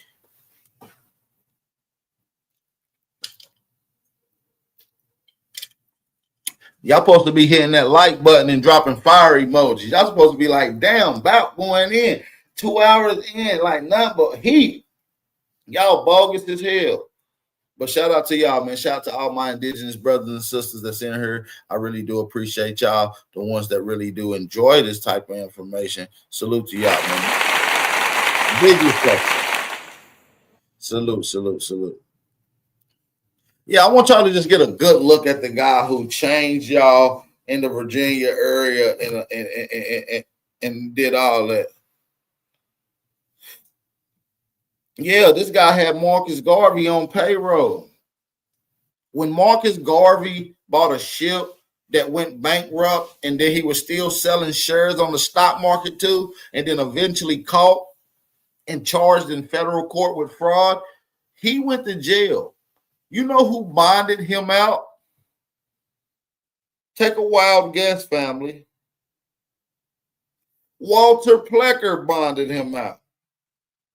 Shout out to the brother Derek for supporting the channel. Shout out to the brother Derek. We do appreciate that. Shout out to the big brother Derek for supporting the channel, man. Make sure y'all show some love.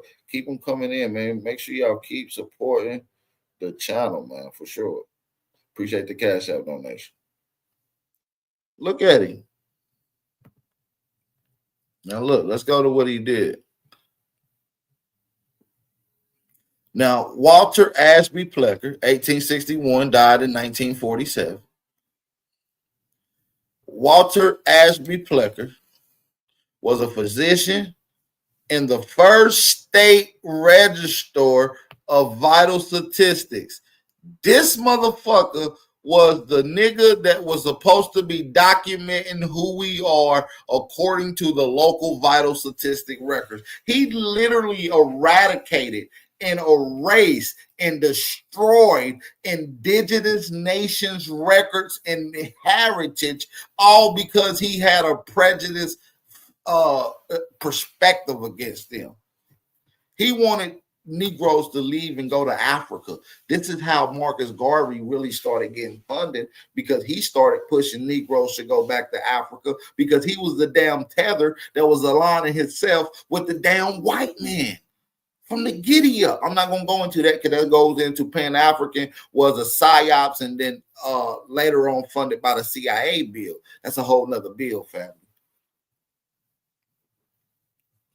Walter Plecker bonded out freaking Marcus Garvey after his fraud case. I need that to be, y'all can verify that. This is verified. This is on official bond signatures. I got them somewhere in my files. I didn't really have them ready to pull up. I didn't think I was going to get into that conversation, but that's a whole nother PowerPoint. Which I have a PowerPoint put together for this. Walter Ashby Plecker. Somebody said in the chat.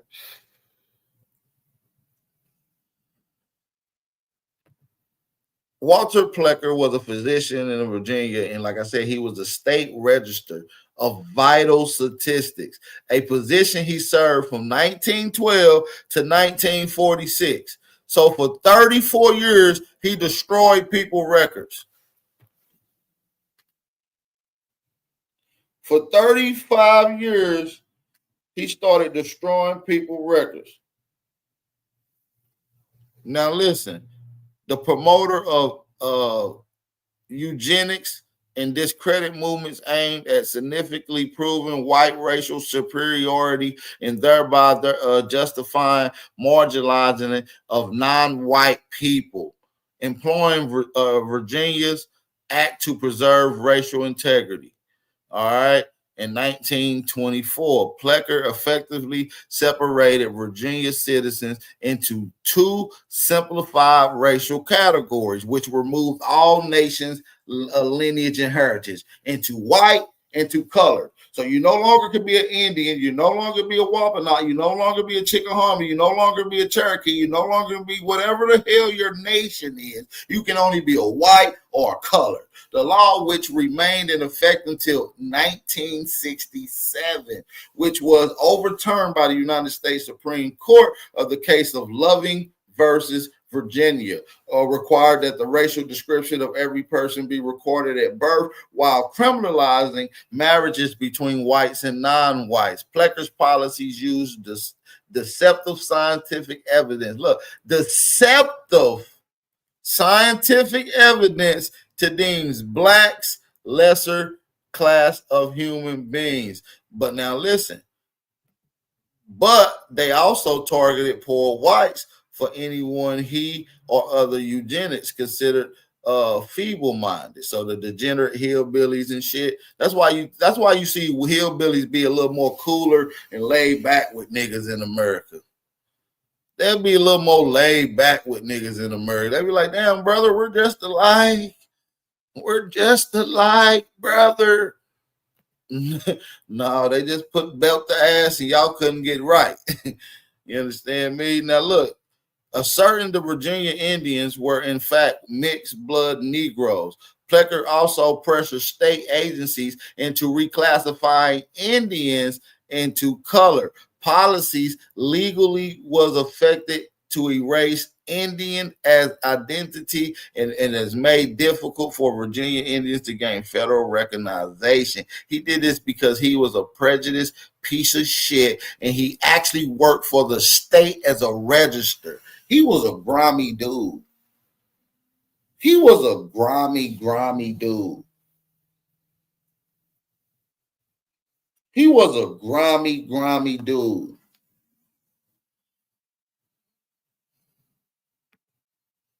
Now, I want y'all to know that the Plecker family actually is, I forget the other name that they married into, but they own a lot of these DNA companies, sampling kit companies, like where they store the DNA. Because you know, 23andMe and African Ancestry, they don't actually store it. They pay a third party company to store your DNA and files and shit like that. And the Plecker family is involved in a lot of that. I'm just gonna let y'all know. Now look, this is crucial.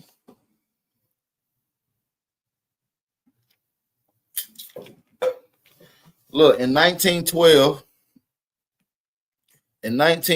Virginia lawmakers established the Bureau of Vital Statistics and designated Plucker to serve as its head. The Bureau ensured that from 1912 onward, all babies born in Virginia received birth certificates. Y'all know what a birth certificate is? So he not only did he try to remove you, he legally killed you on record. That goes back to the 1666 Sexecute Act. Do y'all know what the 1666 Sexecute Act is, family? I need y'all to let me know in the chat. If y'all know, I won't even look it up. Do y'all know what the 1666 Sexecute Act is? Because this is why Walter Plecker gave you a birth certificate, because of that very reason. He gave you a birth certificate for that very reason. That's because of the 1666 Sexecute Act. So let me show y'all what the 1666 Sexecute Act and how that plays into you having a birth certificate and how you're dead according to law. Let's get into it. So the 1666 Sexecute Act is a legal act, right, that was enacted by UK Parliament to address issues arising from the absence and death of individuals whose lives were tied to estates. This is why you got a social security card that they claim that they're making money off of. We're going to get into this. This is deep. It was introduced during the time of crisis, specifically after the Great Plague and the Great Fire of London. So to provide clarity on the status of individuals who were missing or presumed dead, allowing their estates to be managed appropriately. So they ordained them and gave them birth certificate. This act aimed to resolve inconveniences caused by the lack of proof of death for those who were gone and beyond overseas and were otherwise absent. You're absent because you're not on record who you are. You're a person. So when you're born through a birth canal, you're dealing with citizenship. Now you're a part of the seas. You're missing and dead at sea. So they're breaking this down. We're talking about admiralty law. You need a JAG lawyer to break some of this shit down, family. All right. So now what I'm saying is the birth certificate, which is the 1666 Cestui Act, made you legally dead according to Walter Plecker, family. We're talking about civilly, what do you call it? Civil literally mortuus. Civil literal mortuus. Hey, where my brother Jeremiah Royster at? Come help me say the name. I mean Jeremiah Myers. Help me say the name, Jeremiah. Where you at? I need my brother Jeremiah to come help me say the name. Silver Little just ordered some motif. Hey, but listen, the birth certificate only knows that know what I'm talking about. That's funny. But it literally made you dead on according to law, family. He pushed for you guys to be done like that. Look, he ordered all babies born in Virginia to receive birth certificates, and that the certificates included racial designation, usually supplied by the midwives who delivered the babies, making it a legal document because your mother murders you on record while she's under threat and control and other drugs after having a baby. Plecker goes as a register was initially liable. He kept midwives under close provision to make sure they procedures were sanctuary. When Virginia passed the Racial Integrity Act in 1924, however, the focus of its scrutiny changed by the hygiene to racial classification. Now look, Charles Darwin, Curry Buck, Francis Galton, and Walter Plecker had one thing in common. They didn't like niggas and they wanted them to go to Africa. But listen, man, that's it for today. I am going to drop the link in the chat for anybody that want to come on. But that's it for today, man. We rocking out. Shout out to the Wild Indians that's in here rocking out. Shout out to my Wild Indians. We got more Aboriginal information I'm going to be dropping for y'all. If y'all like it, I'm going to drop it. If y'all rocking with these series of information, I'm going to rock with it. I'm going to rock with it with y'all. I'm going to rock with it with y'all.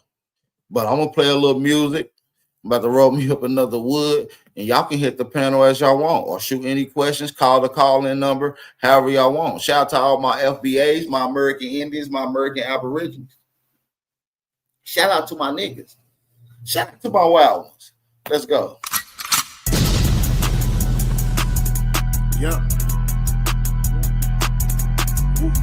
Wild Indian, yeah. Hey, V, line them up. I'm a wild Indian, you know I go crazy. Ain't really Indian, that boy fugazi. I just keep it player, you can never play me. You got an ass so fat, girl, let's make a baby. And another one. Then I'm back to the trap, I'm trying to double some. She a bad woke chick and I love her tongue. We some jurisdiction boys, we some one-on-ones. Look, don't compare me to no Martin dog, I'm like Malcolm X. Die by our freedom, we'll leave a crack and stretch. Round of applause, boy, you know we clapping text. Chucky dog, child play, yeah, nigga, that's what's next. Open up the cans just like Arizona. Pull up mad stuff like we got the Rona. We set up jurisdictions when we buy the corner. How you claiming that's your hood and you not the owner? Be the B, I just pulled up in the need for speed. Free the land, tell the colonizers that they need to leave. Wild Indian up in my veins, you know how we bleed. You ain't gotta lie about who we is, dog, just keep it G. We We at war, we can't keep the peace. Since we at war, gotta keep the peace. Whack a cone, then I meditate. Should I need to breathe? Keep a Olmec head when we slide down, cause we the sheep. Like my niggas said, bitch, we the sheep. I can't keep the peace. If it pop off, then I want a piece. I'm just on release. I'm in go mode, motherfucker thief. In these streets like EBT, when we at war, make peace with me. I don't give a damn, understand. Fuck who stole this land, white or black or tan. Understand, it's fuck who stole this land. Might have seen me get little buddy these hands. He wasn't no abo man. Now these dudes is Sambo man. They full of shit like my ammo can. What they call an N-word out the wrong mouth as an ambulance. Wild Indian, get it in advance, or you can post date it. Ask around, I'm the most hated. Straight sacred, they stole acreage. Yo ape shit, show ain't shit. It won't be televised, I don't tape shit. Be the beat, I just pulled up in the need for speed. Free the land, tell the colonizers that they need to leave. Wild Indian up in my veins, you know how we bleed. You ain't gotta lie about who we is, dog, just keep it G. We at war, we can't keep the peace. Since we at war, gotta keep the peace. Whack a cone, then I meditate. Should I need to breathe? Keep a Olmec head when we slide, dog, cause we the sheep.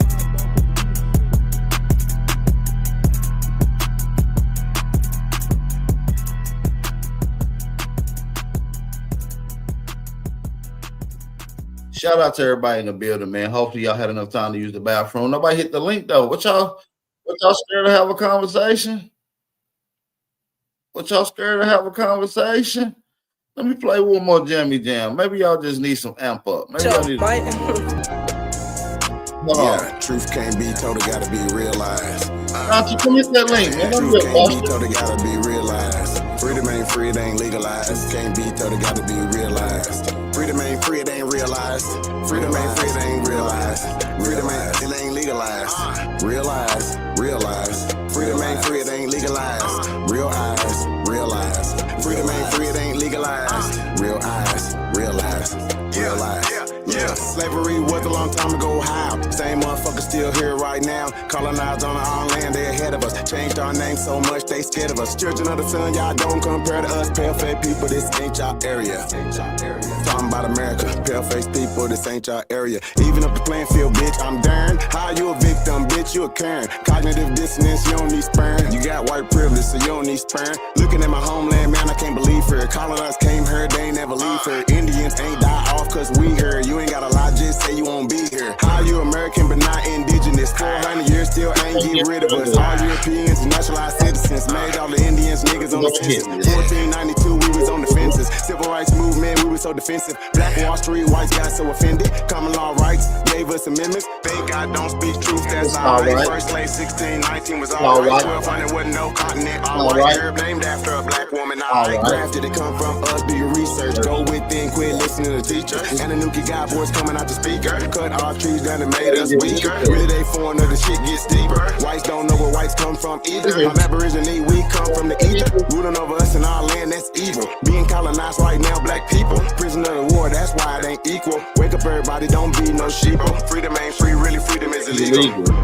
And we can't get mad at this. Whites act like we can't see their advantages. Privilege is real, they working in management. Low down dirty, but they call us savage. They want you to think they above us. All white people are part-time judges. I ain't no racist, but I ain't no sucker. I ain't no African, but they my brothers. Been lied to, I got built up anger. We built everything, still waiting on the savior. Don't call yourself black, please do me that favor. Black tourmaline will protect you from a hater. Listening to your oppressors is dangerous. Gave us a Bible and stole our nation. Said we couldn't read what we didn't know the language. Kept us on paper because we didn't see the danger. American Indian, keep the religion. Skin copper color look just like a penny. Wanted our land and you called us stingy. Ain't no Democrats there together, pay attention. We got ancestors but the papers is missing. Kings and queens we just can't remember. Remember who you are, just like Simba. Now they got a vax, we don't want that in us. George Washington is the ninth president, look it up. United States only 10 square blocks, look it up. White people really the minorities, look it up. Courtrooms don't got authorities, look it up. You want me safe, stop governing me. Gave me a straw man, it's really not me. Why you don't keep it 100 with me? Why Trayvon killer still walk around free? Made this song for the truth, don't hate it. History was told in reverse, I've stated. Read still oppressed, somebody gotta say it. I'm taking out of school, that's the reason I made it. History, it's his story. History, it's his story. History, it's his story. History, it's his story. It ain't my story. History, it's his story. Probably ain't your story. History, it's his story. It's his story. Man, that's definitely a classic banger. You got to put that in repeat every now and then. Just look it up, though, sometime. Man, if you don't believe me, I gave y'all a lot of sources tonight. Salute to the real ones in the building. We got a few brothers on the panel with us. Absolutely. And Copper Draco in the building. What's the word? Let's Bang, go. bang, bang, bang. Definitely a classic. Balance on that classic, player. For sure. For sure. Definitely a Yeah, classic song, for sure. yeah. Jumping off the walls on that bill right there. That was a classic bill. You did that solo dolo, player. Man, always, man. Always going to do this. Always. Yeah, always. Yeah. You hit some key points also, man, especially taking it all the way back to the 1600s, bringing it back up to modern time. I mean, names, dropping names, giving lineage, seeing where people were at, what they were called before. I mean, yeah. I like it, man. That was dope as hell. I appreciate it. I appreciate it, man. Yeah, well, as usual. I got a quick question though. I want to ask you about. Absolutely, that's what I want. I want the questions. Let's go. I know you like you rock tight with the FBA. I like the FBA too. I like the information that they bring. But I know we all got our slight differences. But one thing they say is that we were mixed with certain things, and because of that, we became a whole different group. Do you agree with that? No, I don't agree with that. How do you feel And I about that? think that's a split conversation amongst the FBA point of view, because you got some FBAs that do kind of stand with the out of Africa theory. They haven't fully got rid of that, and you got some that say, "Man, we have no African blood at all." So they're in the compromising spot, or really they're in the waiting room of new information, and I'm here to guide them to this great information that I've facilitated. You understand what I'm saying? So they're delineating. They might not know rightfully who they are. They may not heard the shit. They may not got the books or the sources. So they're in a space where they're looking for this new directional point of information after retracting from Africa. They understand that was a dead end. So they're looking for the righteous path.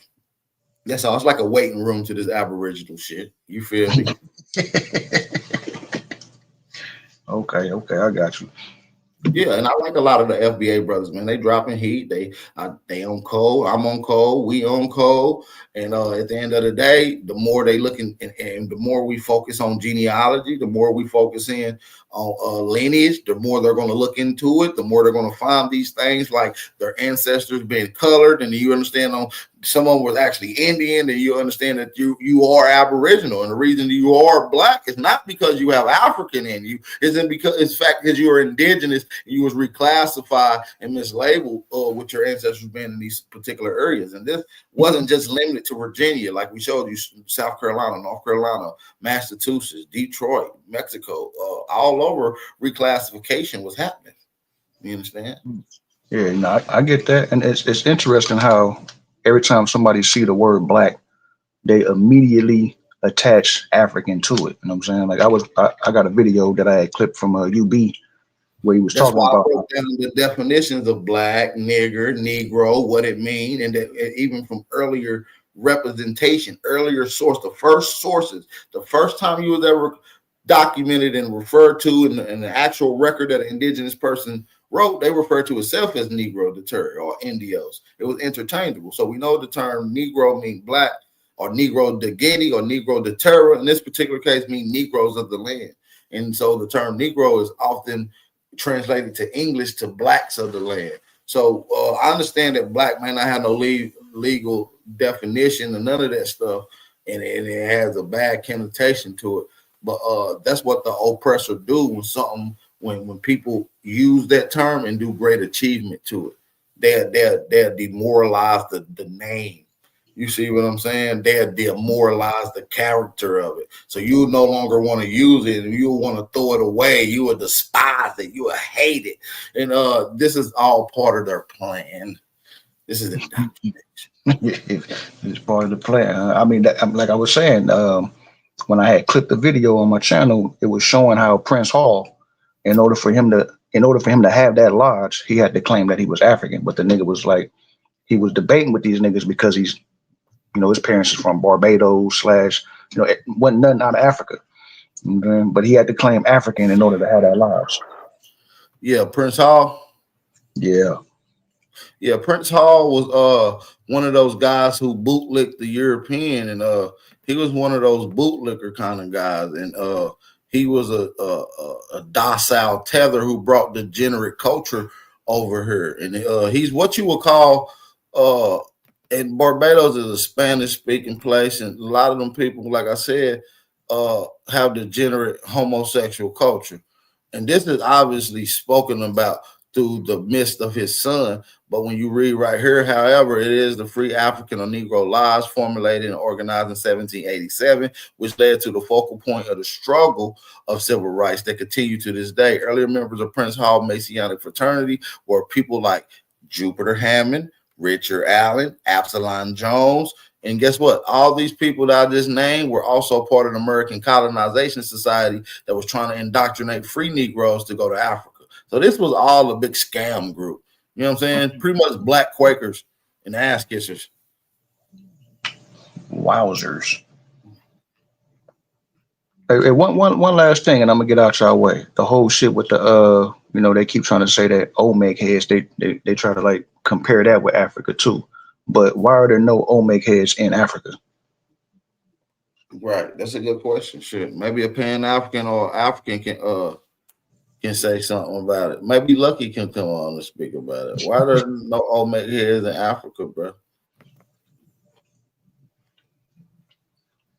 Salute. Hey, man. Shout out to the channel, to the panel, and to the chat, bro. Power to motherfucking people. Yeah, I think they did long Africa one of them Olmec heads. This on lease, though. What did you say? They long Olmec head to somewhere in Africa. Yeah, they donated one back in 2002 to the Ethiopian Museum. They don't donated one. That's crazy. They donated one in 2002. That is wild.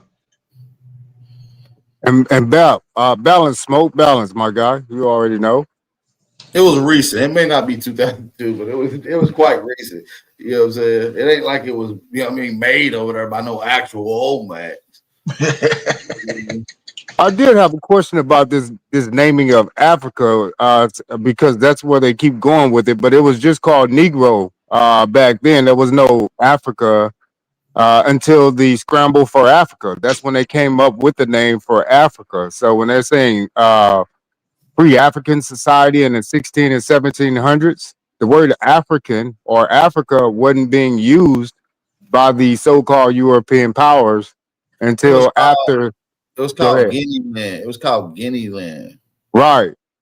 Never Africa until the Scramble for Africa. It was never called Africa prior to that. So just if you were from there, they were just calling you Negro.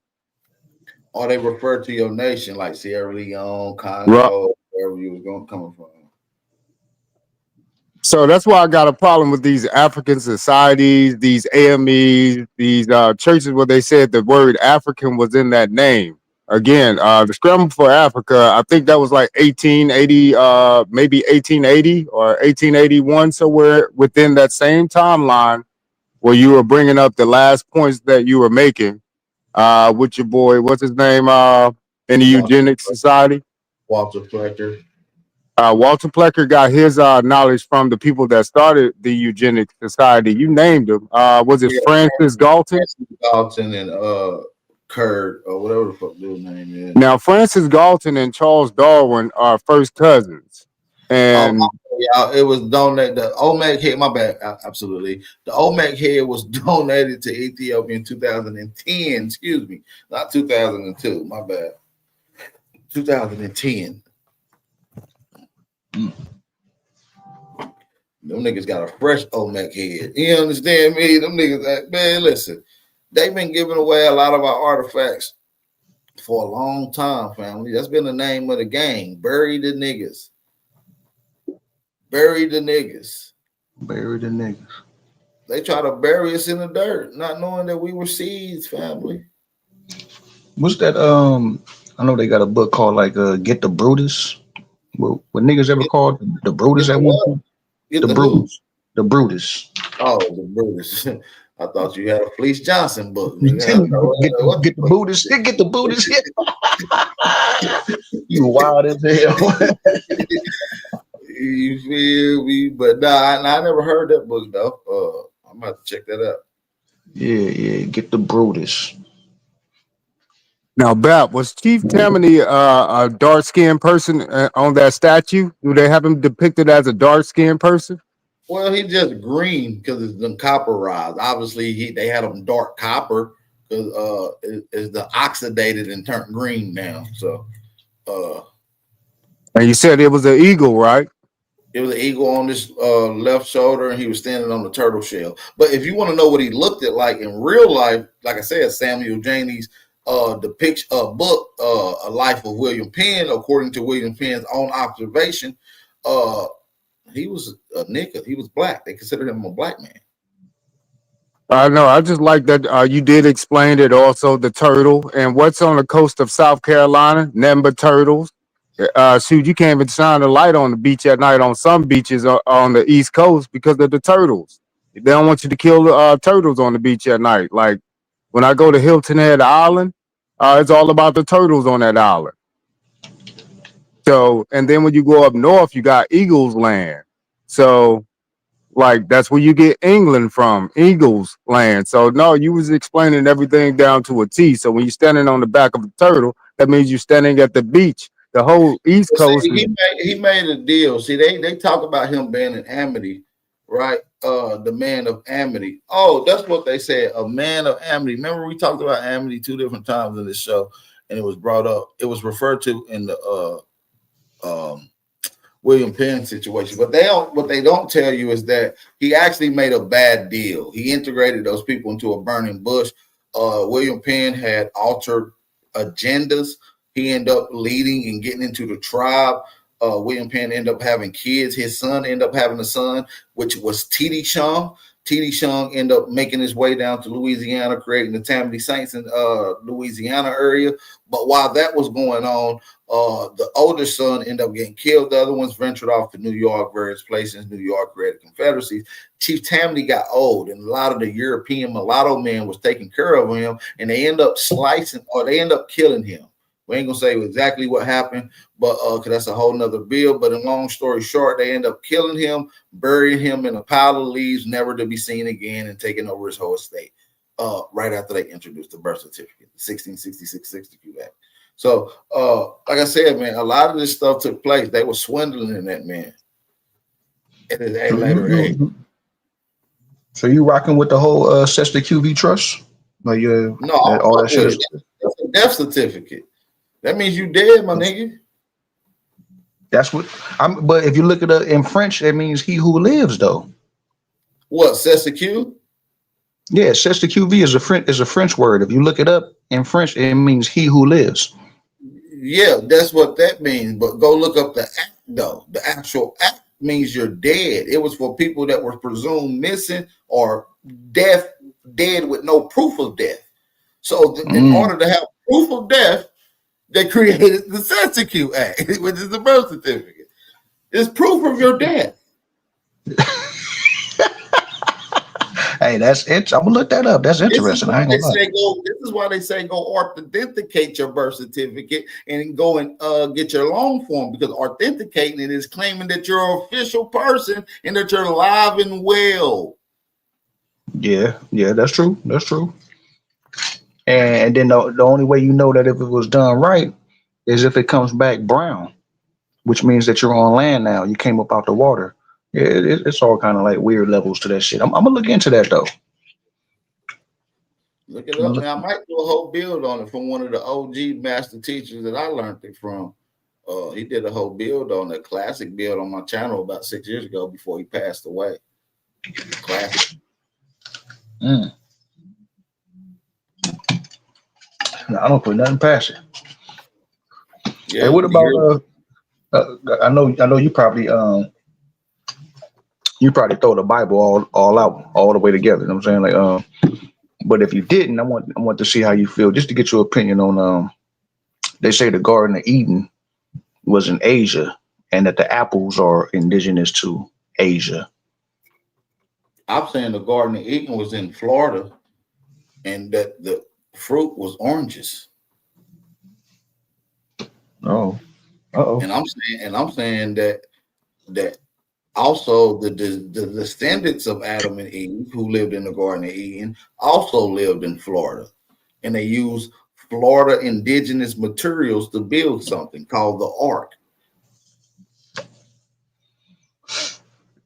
Yeah, Noah is a direct descendant of Adam, and he used a particular wood in his area that was close to the Garden of Eden, right outside of it, and he created something called the ark of the Noah's Ark, right?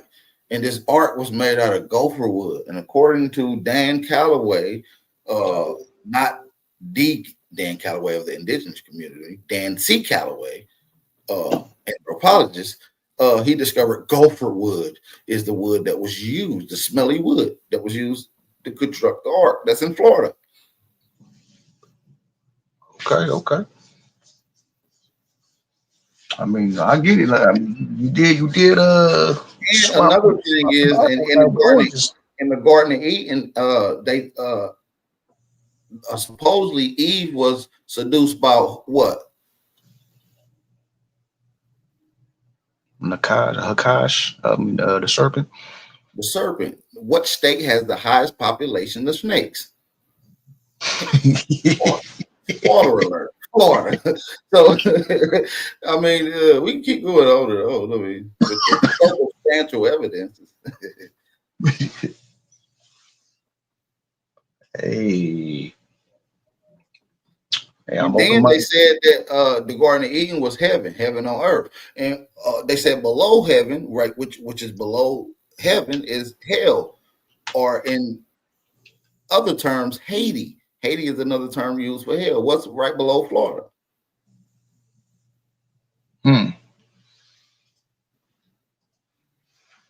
I'm just saying.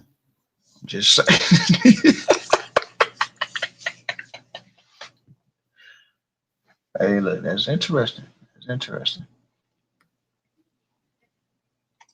They be trying to say the serpent was the devil because the nigga name was Nakash, but that's just the serpent in Hebrew. Like, what are we? I don't know. I be feeling like niggas be trying to make something out of nothing when it comes to a lot of these. The serpent was Jesus Christ. I'm not even gonna break this shit down to you. It go too deep. I know it sounds crazy. The serpent was Jesus Christ. Hey, you gotta break that down though, man. Like nigga, hey, I want to hear that. The serpent in the Bible is also referred to as Lucifer. The serpent and Lucifer is the two different people. It's the light bearer. Also, Jesus Christ is referred to as what? The light bearer. Okay. Let's go. Let's go. Hey, that's what I'm saying. Like, depends on how you take it and apply it. Like, to make it make sense. I'll be looking at shit different, bro. I know they don't understand this shit, bro. I'm just going off what they say. They say that this shit in the Bible. I'm not making this up. This is what they say. I'm just using what they say. I'm just saying. I'm just saying. You feel what I'm saying? He said, I'm just saying. You feel what I'm saying? I mean, the Bible is a metaphoric book, so it's how you want to take it out of there, though, at the same time. Yeah, it's all about how you apply it. I mean, think about it. The serpent wasn't doing nothing but trying to do what we doing now, trying to get knowledge. He said, man, look, y'all want to learn everything in one session? Go to this tree of knowledge. But God said, don't go eat at that tree of knowledge, though. Let me tell you something. Like what you're saying, Bap, is how I look at it. Like we the serpent, though. Who are the serpent people? Who's always using the snake for everything? We're the Naga, right? The Drakan. The serpent mound, the snake dynasty, Kuku Khan. So when they say serpent in the Bible, they're talking about a person. The hokum of the in St. Louis, That's right there. What's that big ass site? Cahokia. Cahokia. Yeah, the Hohokam people and of Cahokia. That's called Snake area. Hohokam in the indigenous name would be Snake area. Snake people, Snake dynasty. So it's always Iroquois means snake people. hell. Quetzalcoatl means plume snake, means feathered snake. So when they talk about snake in the Bible, they're talking about a people, a nation of people. Man, we talking about people who bring information. The snake has always been referred to as information. Okay, look, I'm about to show you one of. Ooh, the feather snake. You didn't know that? Hey man, I mean, you heard him say you said the Dracone people, the Draco. Oh, man, well, go ahead. I'm listening though. That's the feathered snake that's interesting. Nah, look, that's one of the oldest Olmec sites. Did you not know that? No, I didn't. The plume serpent is one of the oldest ones. That's one of the oldest Olmec sites ever found. Let me show you right quick. One of the oldest. Okay. Yeah. Let me break down some symbolism for you. I'm a synchronous as well. So now look, when we go to this image right here, this is a plume serpent. It's one of the oldest Olmec artifacts, and it's the oldest image in America of a plume serpent, a feathered dragon, or a feather snake. Inside of the feather snake, you got a dude with a bag. And guess what? This story is telling how information is being spread. You got to look at the symbolisms. He's in motion. And guess what you peep at the top? X. We ain't going to get into the X, though, because X marks the spot. That's a whole nother conversation. We ain't going to talk about the Olmec Confederacy with the Virginia Indians and how they created the Confederate flag. We ain't gonna talk about that. That's a whole nother bill. The Olmec Confederacy? Yeah, they was in Georgia and shit. Come on, bro. You know that. You know they was in Georgia, bro. Nah, nigga, I'm learning. I'm learning right now. Oh, you didn't know that for real?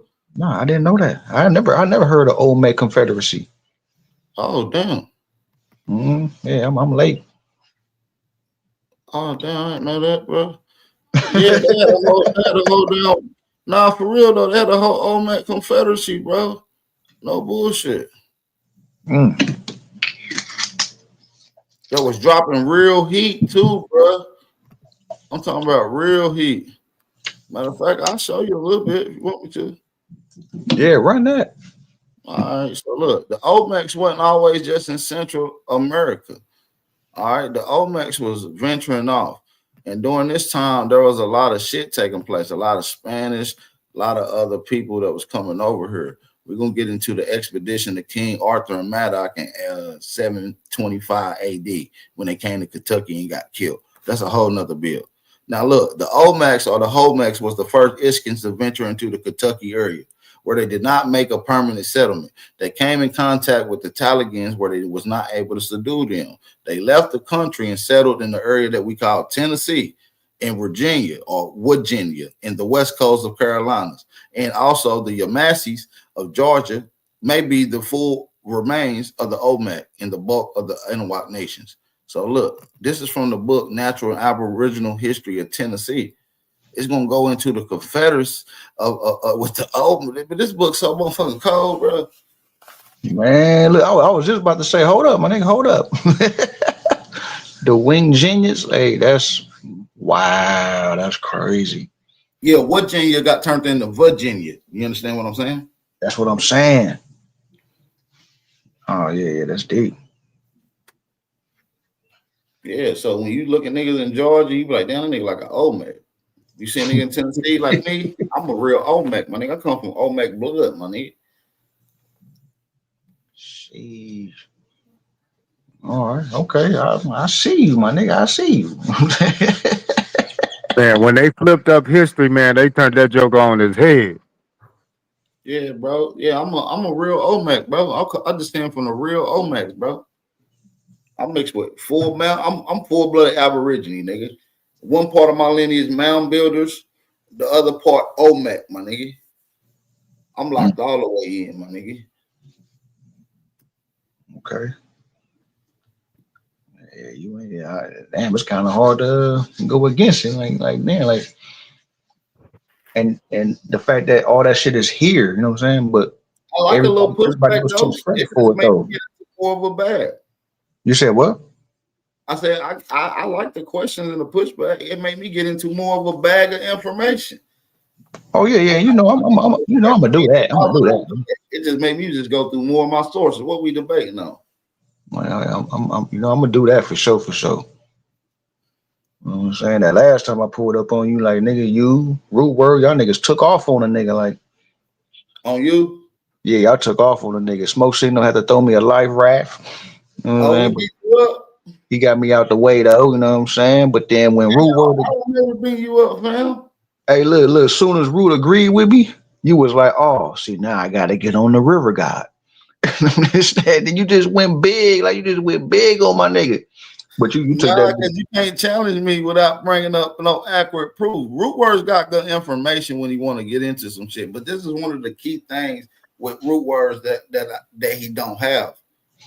And I think that's why you went big, because you know, like you respect his information, you know what I'm saying? Like you know Yeah, but he gonna lacks definitely squabble up. comprehension. He don't have no discernment. He don't comprehend. You went all the way big on that one though. I was like, God damn, and they like I ain't know how to interject or nothing. Like it was crazy. My bad, fam. Sometimes it get like that. It get rough in the plank when you challenging the God like that, fam. It get crucial like that. Everybody can get that work though. Even Yeah. my brothers, my straight up day ones can get it. You challenge me, you better be ready to fight, my nigga. Mm-hmm. You better Yeah. be ready to I fight seen with this it firsthand, information. you know. Huh? Because if I say something, I believe it. I stand on it. Like, that shit was funny. Someone told me like, hurry up and download this motherfucker. He gonna get rid of this one. Yeah, you scrub that motherfucker up immediately. I'm like, Which one? damn. The one with Do teeth? I hear y'all niggas being positive? Nah, we just dropped some fire information that your ass should have been taking notes on, little nigga. Man, about you, man. Everybody know all this stuff, though. What you talking about, bro? Man, you didn't know about this shit. You don't know about motherfucking the people I was just talking about, bro. Yeah, I do, bro. Yeah, I do. Who was I talking about then? That's a good question, man. Yeah, you don't know who these people is, bro. Shit. I'm trying to educate your little mind, fam. Just a little bit. Just a little bit, fam. You ain't gotta get too into dealt with it. You feel me? Just let it happen. Do you know who Giovanni Di Verrazano is? Yeah, bro. I got that book on him. Yeah. Remember, I used that in my debate against what's his face? Yeah, but you didn't go into the Seller Codexes of Lawrence C. Roth. Okay. Of 1524 and 1582 of Yale College. So you didn't go into it all the way though, fam. It's some things that you need because I couldn't download the damn codex. I'm looking for Library of Congress or You see, you talking about woulda, shoulda, coulda ass shit, but you didn't. You see what I'm saying? I can't download something that's not downloadable, bro. It's downloadable, fam. You can. Where? I got it. I'll send it to you in 2 seconds. All right, bet. Damn. If it's a will, it's a way. Shit, easy work. See, you missed the school bus, my nigga. You Man, late the class. Nah, you was late the class, nigga. Come to the front of this motherfucking class. You missed Let's keep it for real. How the hell do these Negroes saying that we Africans, bro? How the hell they gonna continue to say that we was some poor slaves and we ain't had nothing, bro? When the whole time, bro, the only reason why them white folks came here with, getting suits and ties and shit was because they was buying them from us and our businesses, bro. Why ain't he talking about that, Bab? And it wasn't until Birth of a Nation, fueled by the Great Depression. I don't know why they not talk about that. Make sure y'all support the channel, though, man. Hey, but keep going, though. And it wasn't until that goofy movie, Birth of a Nation, 5 years before the Great Depression, that them white folks start turning up and trying to say, we the ones that's the problem. Burning down our businesses. Yeah, I'm not like, why don't they talk about that, Bab? I think they was a little better at the propaganda. I could be wrong. But as far as making a propaganda type narrative, they were better at that. They sure was, bro. They had them white folks really believing niggas was just out here just ready to just take these women, bro, and then do business. Like, come on, bro. It make no damn sense, bro. Sometimes niggas be kind of hard headed. When niggas was going through that war and the Germans had the music playing, like, look, this war ain't for you. They trying to bamboozle y'all, but niggas kept going off in the trenches, and you know what I'm saying, motherfuckers they're better at their propaganda than we are. Speaking of that, you brought up a good little thing. Them German folk, bro. Let's talk about them for a second, bro. Let's talk about them because didn't World War I start in like 1918, somewhere around there?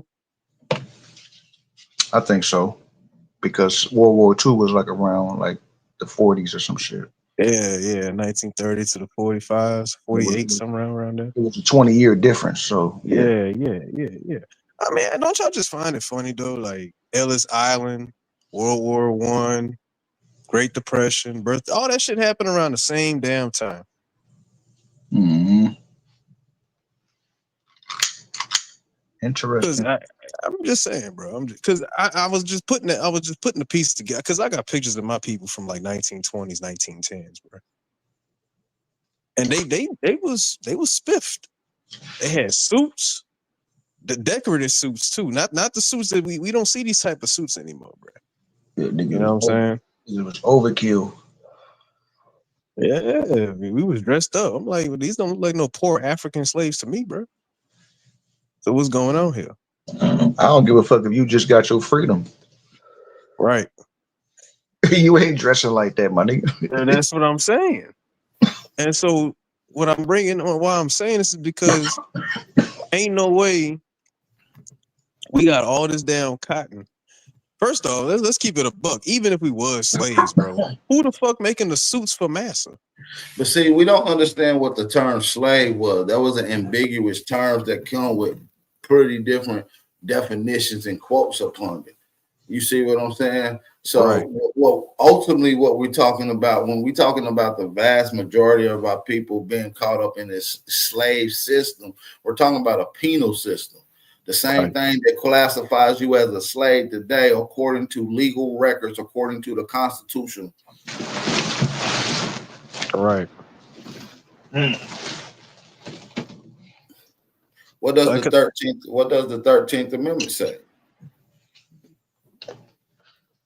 Is it the 13th? Let me make sure. Because I forgot too. Hold on. But it's like what 13th, 14th, then the 15th Amendment all have to do around that same type of. Yeah, it's the 13th Amendment. Yeah. What about the 13th Amendment? Huh? Let go. The only way you could be a slave unless you was in a prison or locked up. Historically, look, the 13th Amendment to the United States Constitution, ratified in 1865, abolished slavery and involuntary servitude. Now, look, peep this right here. Look, in involuntary servitude, except for a punishment for a crime, it states neither slavery nor involuntary servitude accepted as a punishment or crime. Herefore, the party shall be duly convicted, shall exist within the United States or any place subject to jurisdiction. The amendment was a significant milestone in American history, marking the end of slavery. No, it didn't. It legalized slavery. So if you get charged with a crime and you go to jail, according to this law, you are a fucking slave, my nigga. And why you think that they target a particular demographic of people?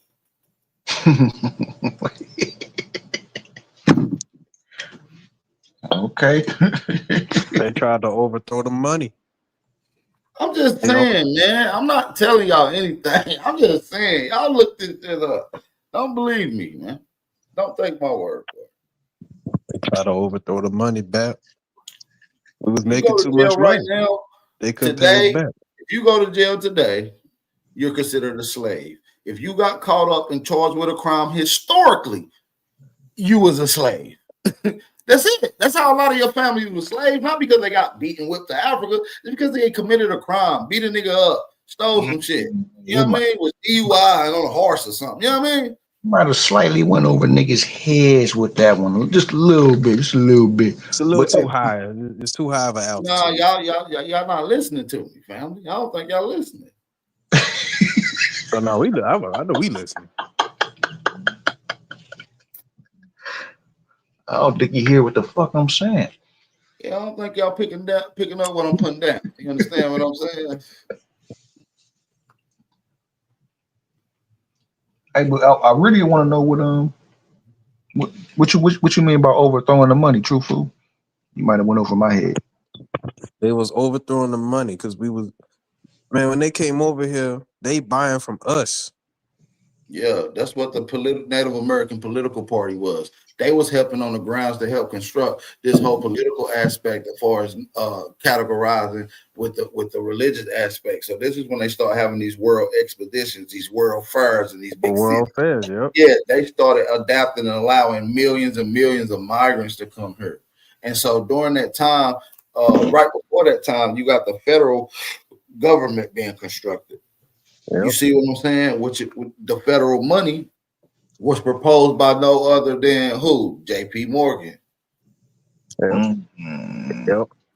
See, while niggas was still in charge, he had proposed that same federal proposal over 8 times and was denied. See, what happened was on the Titanic was a lot of people that was in political seating that was going against that whole federal government. They died. He ended up putting people in seat to vote for him. A lot of the rich people that was controlling America died on the Titanic. And what's crucial about the Titanic is that J.P. Morgan owned an inspection company that was supposed to inspect the Titanic that day. His company actually did. And J.P. Morgan was supposed to take a trip to Europe that day and reschedule.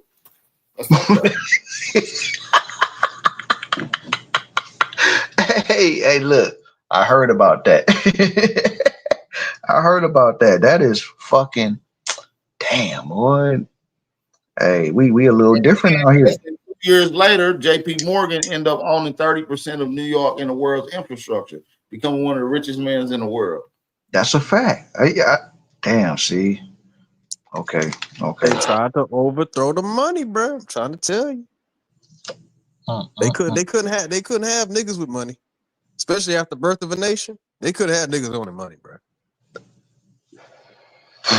The same people that fed them, clothed them, exported cotton and food through the railroad systems. They niggas couldn't have no money like that, bro. I mean, but why couldn't we though? What you think, bro? That's what the Trojan horse is. I just want to know your opinion. Like, why can't we have that? That's what the Trojan horse was, bro. I mean, because I really don't even like it. There's so many conspiracies about the ship itself. Some people even say that J.P. Morgan actually repainted his old ship that he had bought called the Olympia that was actually down bad and needed some construction work done to it. They said he re-switched it, put the name Titanic on it, and put it in replace for the Titanic. So a lot of people said that. Okay. See, my whole thing is, I feel like the federal bank really got constructed when a lot of people like J.P. Morgan, the Rothschilds, and the other people like the DuPonts met up on this island called Jekyll Island, or AKA Indian Mound, and dug up a bunch of Indian bones and did a spiritual ceremony trying to enchant their spirit so they can provoke and create this federal bank. This is how they came up with the whole idea of the federal bank after enchanting them ancient indigenous spirits that they dug up. Whoa. It's a whole build on that I did, man. Y'all gotta catch up, bro. I mean, come on, bro. It's me, fam. Yeah, man. I'm behind, my nigga. Like, I ain't gonna front you, my nigga. I'm behind. I'm that's what I'm doing. I'm catching up. I'm not trying. I'm doing it. I'm catching up, my nigga. Bro, I got thousands of videos of nothing but heat, bro. I don't doubt it. My nigga. I be peeping, my nigga. Like, you already know. Yeah, he pulled the old, JP Morgan, hey, but it's a lot, you know what I'm saying? Like, it's a lot going on. Like, this ain't no overnight session, you know what I'm saying? Like, a nigga can't overnight this shit. J.P. Morgan original name when his family came over here in the early 1700s was Morgstein. He's a small hat. Oh, sweet. John Hey, D. Bob. Rockefeller is also a small hat by converter 1875 that moved to the land of Israel, then moved out after they was kicked out and ended up selling it in Germany. They became poor little worker boys. And, they had a lot of stolen assets under the 1662 Act where they had stole other people's birth certificate and was claiming their estates after their death, but they couldn't get the assets physical money. So what they did was in the early 1800s, they reached out to a little black lady who became one of the richest ladies in America and tried to borrow money from her. Her name was Sir Rector. Yeah, they sent letters to Sir Rector begging her to borrow money. So, She had all that oil, bruh. She had all that oil money. And guess who owned the oil game? And hold on, guess who owned the oil game now today? Rockefeller. Now, fast forward to you. That boy Rockefeller said, "Hey man, let me get that oil from your baby girl." Tried to marry her, tried to buy it out of her. He tried everything in his power to get that oil. But Bap, do you you got any bills on the French in America, bro? Because I've been doing a lot of history, especially when it comes to New Orleans, and I'm noticing a pattern that the French was damn near everywhere, especially when you talk about the Huguenots and stuff like that, bro. You got any bills on that, bro?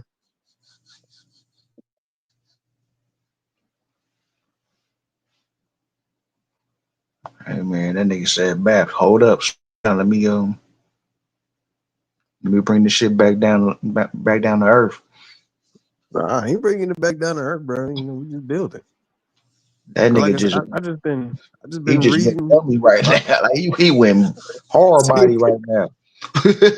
Yeah, I'm just trying to figure out this whole French thing, bro. Because the French was damn near across the America, bro. Except for West Coast. They was in the East Coast.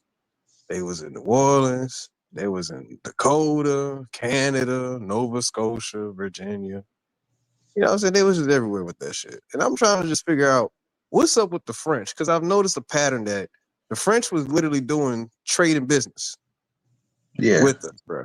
That's They was not on no, war timing with the peoples I was already here. You know what I'm saying? Because that's where the term Cajun even come from. Especially when you talk about biblical texts. Don't the biblical texts talk about Assyrians, Akkadians, all of them people? Right, you Draco? You said what? Say it again, you were breaking up. Don't the Bible talk about Assyrians, Akkadians, and all them people? Yeah, they talk about all that. Okay. So But like I said, I just been reading, right? And apparently the French, they called the people of America Acadians. Well, not of America, but like Nova Scotia, Virginia, Tennessee, all them places.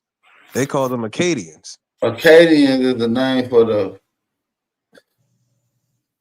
I ain't gonna get into it, but that's a whole nother subject. That's what my brother was talking Hold on, man.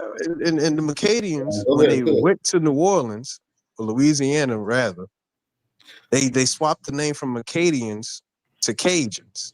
They got the name Acadians from other people in the Michigan area, which is the first people that the French connected and contacted with. Yeah, they called all them people Acadians, and when they See, went to before the Louisiana, they French became made their Acadians. way down to Louisiana and Mississippi, they was already in Michigan, in the Midwest, in the Detroit region, in the early mid 1600s. Right. Mm-hmm. And so when you talk about the with French, they also had Acadians to the a Cajuns? czar. Huh? You said the Arcadians to the Cajuns? The Acadians. They call the French, they called the land Acadia and the people the Acadians. And then when they got to Louisiana, they renamed them to Cajuns. And that's when you got the two people. You had the original people, the Cajuns, and then you had the Creole people. The Creole people was anybody that was mixed. Creole is the ethnicity, is a legal ethnic group, or recognized ethnic group. federally recognized ethnic group. Yeah. See, yeah, that's And so I've been trying to understand what's up with the like French. conundrum. Every Cajun is a mixed person. Every Creole is a That's mixed person. no. Not every Cajun is a mixed person, Bab. Yeah, they is. Cajun are the original people. No, they not. And the Cajuns are not original. Yes, they No, are, you Bab. can't show me no Cajun person on record that ain't mixed. Bab. I'm trying to. Wait, original where? Original where? And a Cajun. A Cajun was somebody. A Cajun is basically like saying Aboriginal of America, bro. No, the hell it ain't. Because if I go down there, you got Cajun people right now living on the swamps, and they're white people. Them is Creole people, Bap. Them is Creole people. Creole is mixed. I watched. Listen, bro, I got documents right now, and I can go to show you tons of videos of white Cajun people. They Cajun people that's consider themselves Cajun if they white as hell. They white. They like rednecks. Bap. I'm gonna read this to you, bro. In the early 18th century, French settlers lived along the Atlantic coast from Virginia to Nova Scotia. French referred to the area as Acadia and the residents as Acadians. By 1760, the British had forced most of the Acadians out of the territory, either back to France or another part of the North America continent. Many eventually found their way to New Orleans with its familiar language and customs. On arrival, the name Acadians morphed into Cajuns, which refers to the descendants of those exiled people. Let's turn the page. Let's turn the page. Both the French and Spanish drew a distinction between settlers who were born in Europe and European descendants who were born in the New World, regardless of the ethnic background. Natives of the New World with European ancestry, whether pure or mixed with African or Native American heritage, were called Creoles. You just let me know that you mixed, bro, because you got Cajun. That's not what I was saying. That's not what I said, man. Guess what? These are Cajun people in New Orleans. Those are Creole, Bap. Bro, how you gonna tell me what it say? What it say? Cajun people in the swamp. This is John Lafayette National Historical Park picture of Cajun people. A Cajun person is an original person. Let's go to the .gov. Let's go to the .gov. Let's go to the .gov. Because you can see it on the screen, and you can see it, bro. Cajun. Bro, look, I didn't type in white Cajun enough. I just typed in Cajun people, bro. And guess what else is gonna show you? Look, Cajun, those people Cajun ain't people. that is not no damn. I got them hillbilly saying they Cajun. That's what they saying they is, my nigga. I'm not saying this. They're not They're not the original people. They weren't exiled, bro. They're not showing us one a full nigga. Look, hold on. Another Cajun. Look. These niggas are mixed, my nigga. Bro, Bap. I just read the difference between a Cajun and a Creole. Bro, I'm telling you the truth, bro. I don't want to lie to you. I ain't gonna lie. I love you too much to lie to you. They mixed, man. A Cajun is literally the original people of the land. And look, Creole is from New Orleans. No nigga in New Orleans refer to themselves as a Cajun. You would never find a nigga in the area referring to themselves as a Cajun, my nigga. That's a white person term. No, it's not, bro. That's the white and Asian people term. A lot of them Cajuns is French with Asian, bro.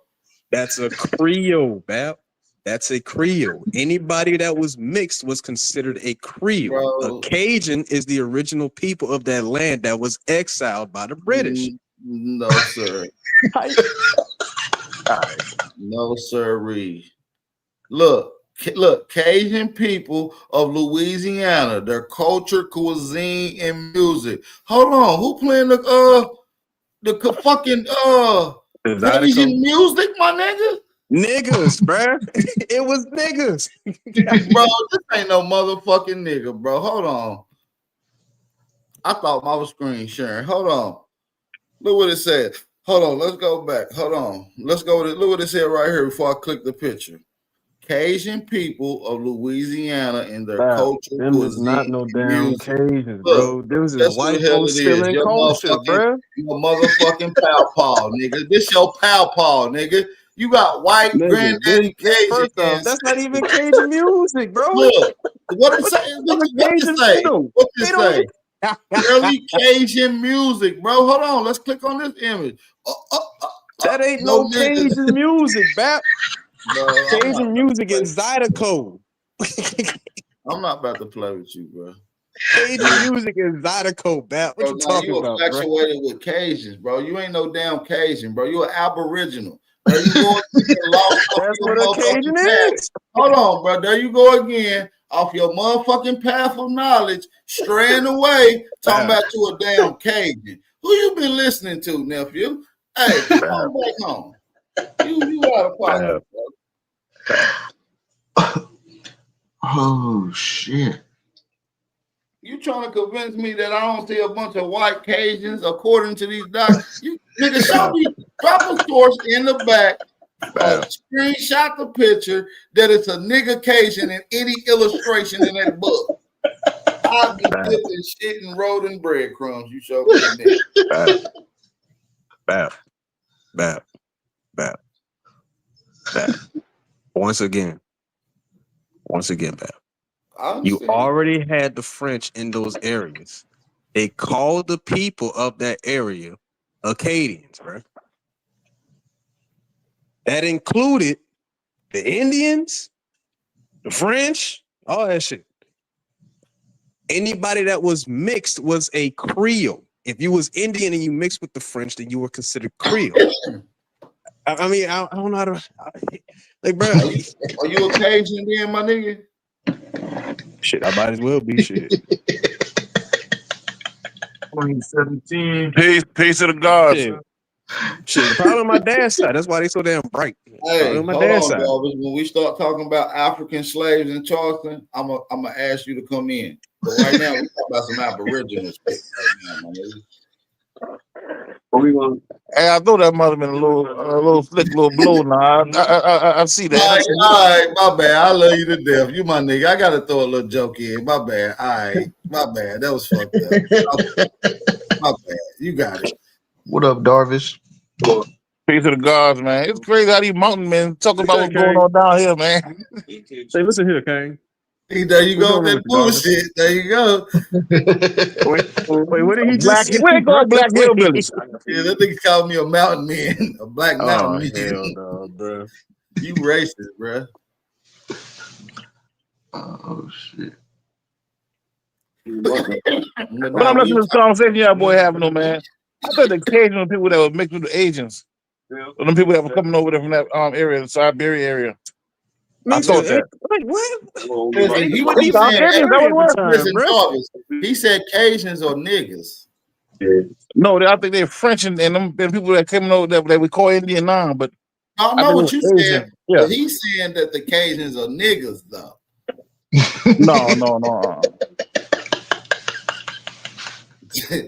He said, nah. True fool, That's come crazy. on, fam. Don't do That's that, crazy, fam. bro. Just That's crazy, bro. say, come on, fam. True fool, don't do this. That's crazy. It's some crazy work right here, bro. No, Hey, it's listen, crazy. You think I can't that, say It's I crazy work, can't be 100%. I wasn't there, but that's what I thought. hey, I'm willing to bet my bottom dollar. I can't bet on that one because I never was sure about it.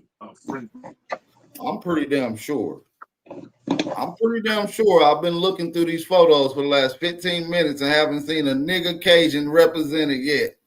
Nigga. All right, Bob, do me a favor. Look up an Indian and tell me you see a black person there. Well, this you niggas that claim Indian. Niggas. All right, then, bro. So now you're saying that all the Cajuns got reclassified? Man, no, they got whitewashed, my nigga. The fuck is you talking about? Shit, they whitewash everything goddamn history. All of a sudden, Cajuns is only white people now, but nah, bro. You a funny nigga, bro. Yeah, that's a good way to get up out of it, nigga. Yeah, If don't you hurt really them. go to the fence, Don't hurt nigga, them too, fool. they been white since they been white, my nigga. Oh, Damn Nah, they black. French white, bro. No, bad. You got vanilla and you got French vanilla, bro. It's two different vanillas. That's true.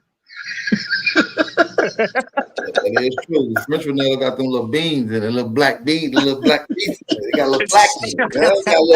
Got a little black in it. That's what you Yeah, it's do. a little, it's a little seasoned vanilla. It ain't the same vanilla. See, true food. What it is you have you might have a hatred towards your lineage, bro. You want to be white or something? No, that's just look. I'll tell you right now, shit. I'm not. Look, my daddy bright, so I don't. That whole generation, my grandma, on my dad's side, she said she Cherokee, but You her white? daddy was white. So I'm not. Shit. They Creole, as far as I'm concerned. Let me ask you a question, King. When you use that term Creole, what do you Hey, based on the shout way out you to look at how what do you think it means? Shout out to Captain Crunch Based for on the the way cash you app use donation. My bad, dog. Creole Shout is out to anybody Captain that's Crunch mixed. for the cash app donation, man. Shout out to Captain Crunch. My bad, y'all. Gotta shout out to people that supporting the channel, keeping it going. Oh, yeah, peace to the God, man. Peace to the God. I'm actually though based on your precise opinion on what Creole means. You said Creole mixed just means anyway. mixed, bro. It's mixed people. All right, cool. I got you.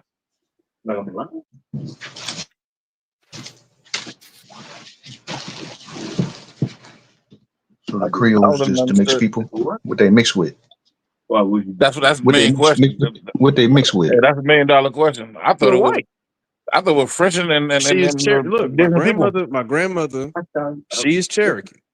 At least, according to history with the 5 tribes and shit and how they lumped everything together. But she said, yeah, her mama was Cherokee, but her father was a white man. So they mixed, and that's what a Creole is, bro. I was like, okay, cool. Nice to know that. All right, we say Cherokee. You talk about the white Cherokee, black Cherokee. A black Cherokee, dog, as well. So I be talking about. All right, cool. Hey, man, there's different kind of Cherokees now. Let's be honest. And you got 2 sets of black Cherokee.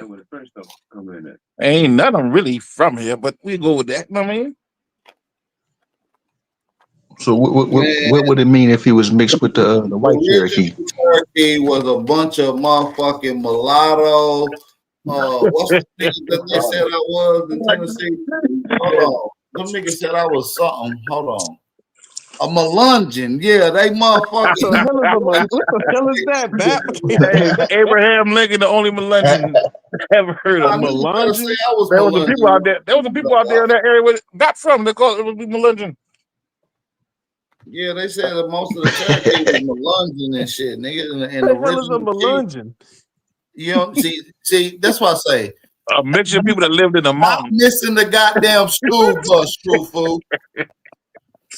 All the Melungeons lived in the mountains, nigga. The boy, they came up with white lightning liquor and shit like that. It was different up there. Yeah, they were different up there in the mountains, though. You gotta be careful up there. Chill out, dog. You doing too much, man. Damn. Yeah, Melungeon sound crazy. That's a y'all don't know what that is. Hold on, y'all don't know what a Melungeon is. I know what it is, but that word alone just sounds funny as hell. Bro, that's what I'm saying. Nigga, I'm a Melungeon. I never heard no nigga in my life say no shit like that. Nigga. Yeah, nigga, I'm 100% Melungeon. That's what Abraham Lincoln was. A Melungeon. Yeah, that's why they think he was black, because he was dark skinned as hell. And Melungeons got like Puerto Rican afro. They got like a Puerto Rican like afro. Like, you ever seen a Puerto Rican with an afro? It's trying to be an afro, but it's not an afro. But see, Melungeons is that why he was on the Melungeons are triracial. Is that why they put him on a copper penny? Explorers that got banked.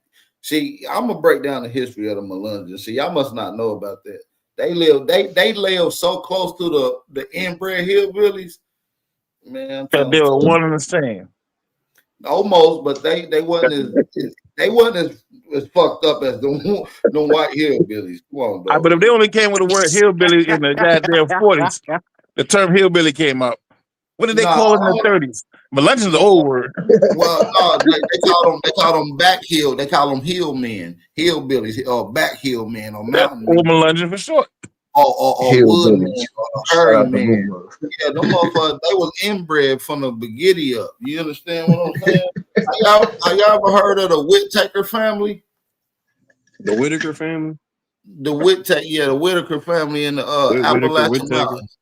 Yeah, Nigga, them boy was the beginning of all families in Tennessee. They said. Listen, they the them was last some stone descendants. cold hillbillies. They the last descendants of white slaves that lived in the Appalachians. Hold on, let me show y'all the Whittakers. They need to be studied. Hold on. Damn, Val, you said it like they said like a new species or some shit, bro. The Whittakers. You talking about I ain't know the Whittakers and the Whitakers were the same thing. That's funny. Hold on, this nigga asked me, "Well, they need to be studied. Is there a new species?" You tell me, my nigga. I don't fucking know. I'm trying to study, bro. This is the Whittaker family. They the last of the Mohicans, bro.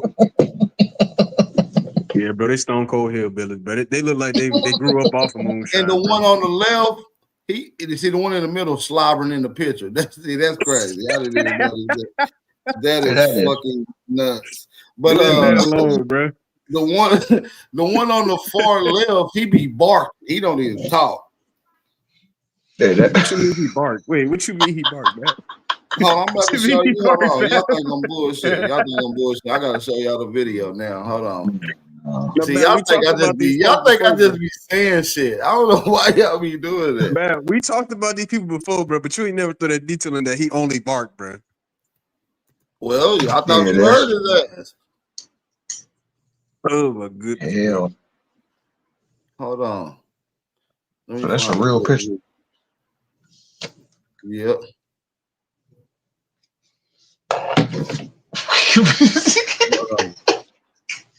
Hell no. No, neither one of these niggas get a pass.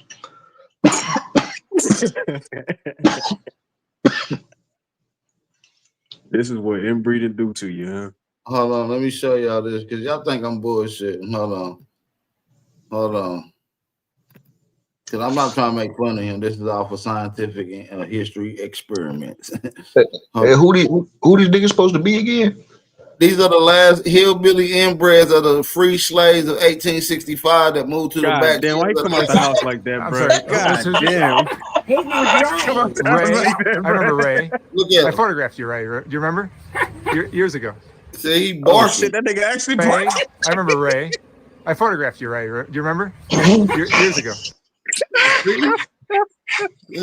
I told you.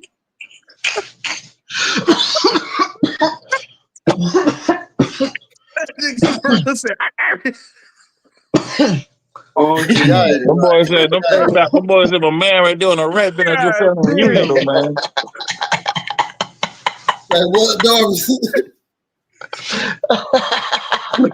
Them boys said, my man, the right been at your family reunion. Oh my God. That's the inbred goddamn Geechee swamp nigga. Oh man. And he's even black. Really came out the house barking, bro. This shit ain't even. This ain't right. Nah, listen, that's their culture. These are the slaves that we talk about in history. The ones that got beat to a jelly, the ones that got freed and ran to the mountains. Way up in that motherfucker when nobody come fuck with them. He said they got beat to a jelly. That's why you bullshit though. Them boy had a whole civilization up there in the mountains. I read a fucking book, dog. Black people used to be beating the shit out of them. There was some black people up in that motherfucker too. And them niggas had a whole shit going on up in them damn mountains. It never came down. And niggas never really went up there. They thought they was gonna get enslaved again. Them motherfuckers stayed out there and turned into a barking human species. Nigga, listen, they had niggas out there in Jackson City somewhere hunting. And they say they found one like the nigga won a hunting shoe or something like that. Them boys caught him and ate him. Garbage used to Hey, bark when that's he was not even younger. They funny, gotta man. teach his Like, ass what the fuck English. is going on, man? Garbage used That's not even to funny.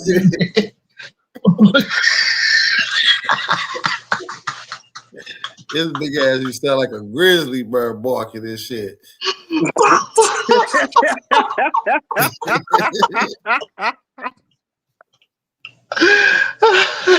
Them boys, y'all niggas up there, You said dog. a grizzly But bear? now listen though, on some real shit though, them are the same people that you read in the historical text like this. Look, Henry beat to death the elderly white slave and raped 2 of his female white slaves in Virginia. This where them people at.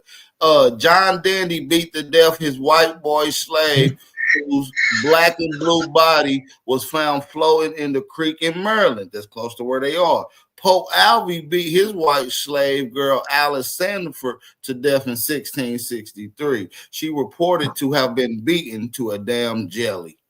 No bullshit. I'm not gonna see. Y'all think I just be saying shit. Hey, Man. listen. I really Hey, do. like Y'all. bullshit, man. Once you understand that history, man, that's probably why we fucked up now. That's why they trying to get at us. Hey, our ancestors did some fucked up shit, dog. Yeah, we did some shit to them. Man. To be the white bitch to jelly is crazy. I thought sugar free and them niggas off fig be doing shit. Damn. But you listen think a though, rich white person is- it's all for the name of history though. I'm saying though, people listen. When I say stuff, most of the time I'm quoting a reference. If y'all hear me say something y'all never heard when I'm usually referring to something I done read in past.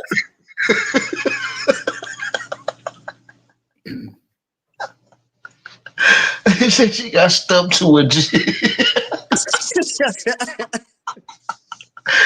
man, what type of info like oh my gosh, I've never seen that shit. Like he said she That's in colonial records. These people got charged and like had to pay like 50 pounds of tobacco for beating that girl like that.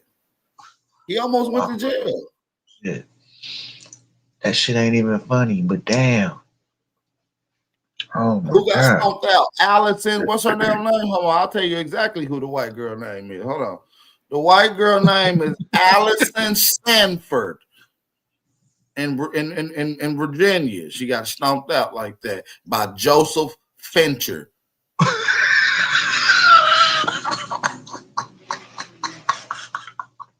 Beat the shit out of her. Now you gotta think about it, right? Look at your average person that we go like youngin. I mean, imagine these YNs. See, that's why I talk to white people how I do because they don't know that they history. Think about what these do to these motherfuckers, man. Niggas been doing some fucked up shit. Yeah. It's some crazy ass work, bro. No, I'm not making this up, y'all. Y'all laughing like I'm serious. We know you're not making it up, man. But damn, like they really have to describe the shit like that, bro. No, I'm just reading it how it says. Look, I'm literally reading it verbatim. Look, I'm reading it verbatim. I'm not adding nothing else. Look, John Cameron ordered his plantation overseer to beat his white slave 100 times with a cat nine-tail whip. The white slave died because of his wounds. The overseer, rather than expressing regret at his death in infected state, he said, I could have given his ass 10 more. They must have pissed that nigga off, bro. There ain't no way. He said, look, he said there were thousands of cases in colonial archives of inhumane treatment, cruelty, beatings, and the entry of Lentinel and Uncle Tom's Cabin horrors, the administration of hapless white slaves, man. Real talk. They must have been pissed off with that dude, bro. Uncle Tom Cabin horrors, nigga. But look, the fact that the jelly is outlined is highlighted in green.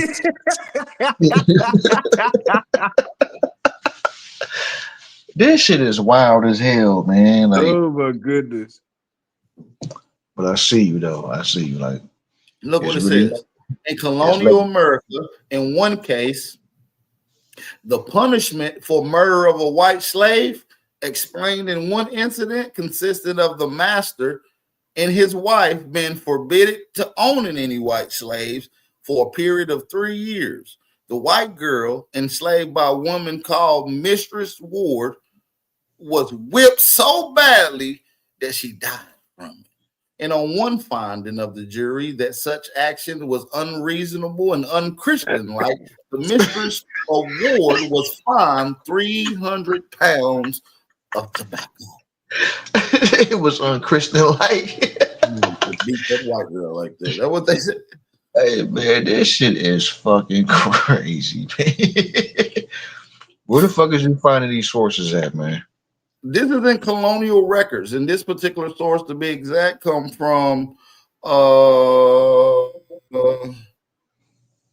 this comes from Morrison's venture in the provenance of guilty and unjustified manslaughter of servants in colonial archives, written by Morrison. It's on page 485, 487. It's a bunch of different sources in here. Like you got the Virginia General Court records on here as well. It's like so many different shits on here, man. It's tons of shit. To put your hands on the white bitch is unchristian, like. Yeah, you can't do that. And listen, the people who was doing this were Indians and niggas. Do y'all know that? It was Indians and niggas that was doing this. That's a fact. That's according to their own. Listen, that's according to their own slave documents and court records. They got court records saying that niggas and Indians own these white slaves. Bab, I could believe that. You know why, bro? Damn. It was the math homework with your parents, bro. And they ain't got no patience for you. What's 5 plus 5? Now, you should say some shit like 7. Listen, don't believe out your back of your head, bro. Don't believe me. Believe the records. Look, white slaves were actually owned by Negroes and Indians in the South to such extent that the Virginia Assembly court records passed the law in 1670 that made niggas couldn't even own them no more. God damn. Hey, man, what's the difference between a Negro and an Indian? Well, it ain't no difference. Oh, okay. I just had to make sure. The term "and" in a conversation doesn't mean separate in all cases. It's fucking funny, man. Yeah, it's really levels to this shit.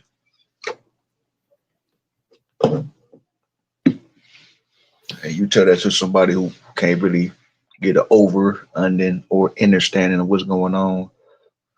You're wasting your time, man. Like, I be seeing niggas debating them motherfuckers. I be like, why are you debating with this nigga? Topics, we just jumping around. I'm just showing sources to what y'all talking about, just to let y'all know that this is not just talk. Like, this is documented stuff that people talk about. Smoke, you awful quiet over there, nigga. You ain't got no questions, my dude. You've been quiet for a whole hour. I ain't asked you nothing. What's up, dude? I know you done eating them fish sticks and hot Cheetos. Why they gotta be the hot ones? Fish sticks and hot Cheetos. Damn. That's a crazy combination.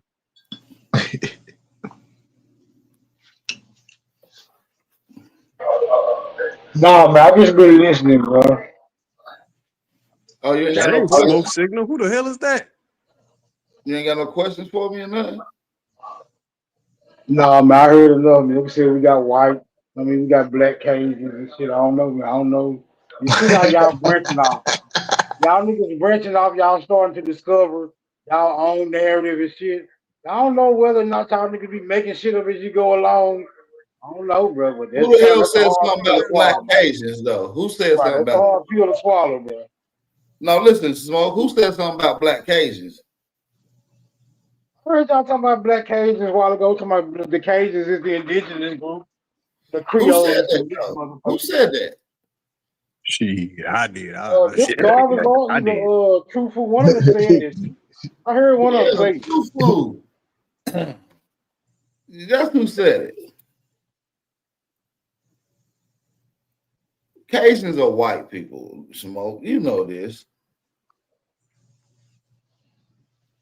I mean, yeah, I don't put nothing past. I don't put nothing past this narrative, bro. Oh, so you under I'm the just delusion saying that it though, Bap, might. the So you Huguenots. under the delusion that they got reclassified too. I'm just saying, Bap, the Huguenots were first, bro.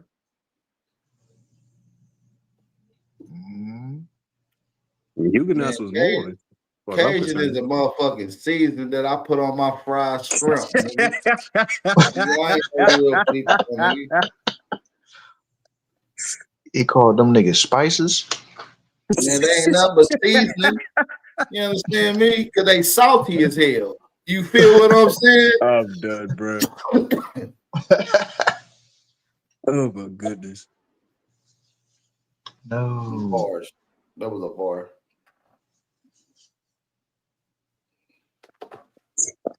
Nah, but Black Cajun wasn't mentioned.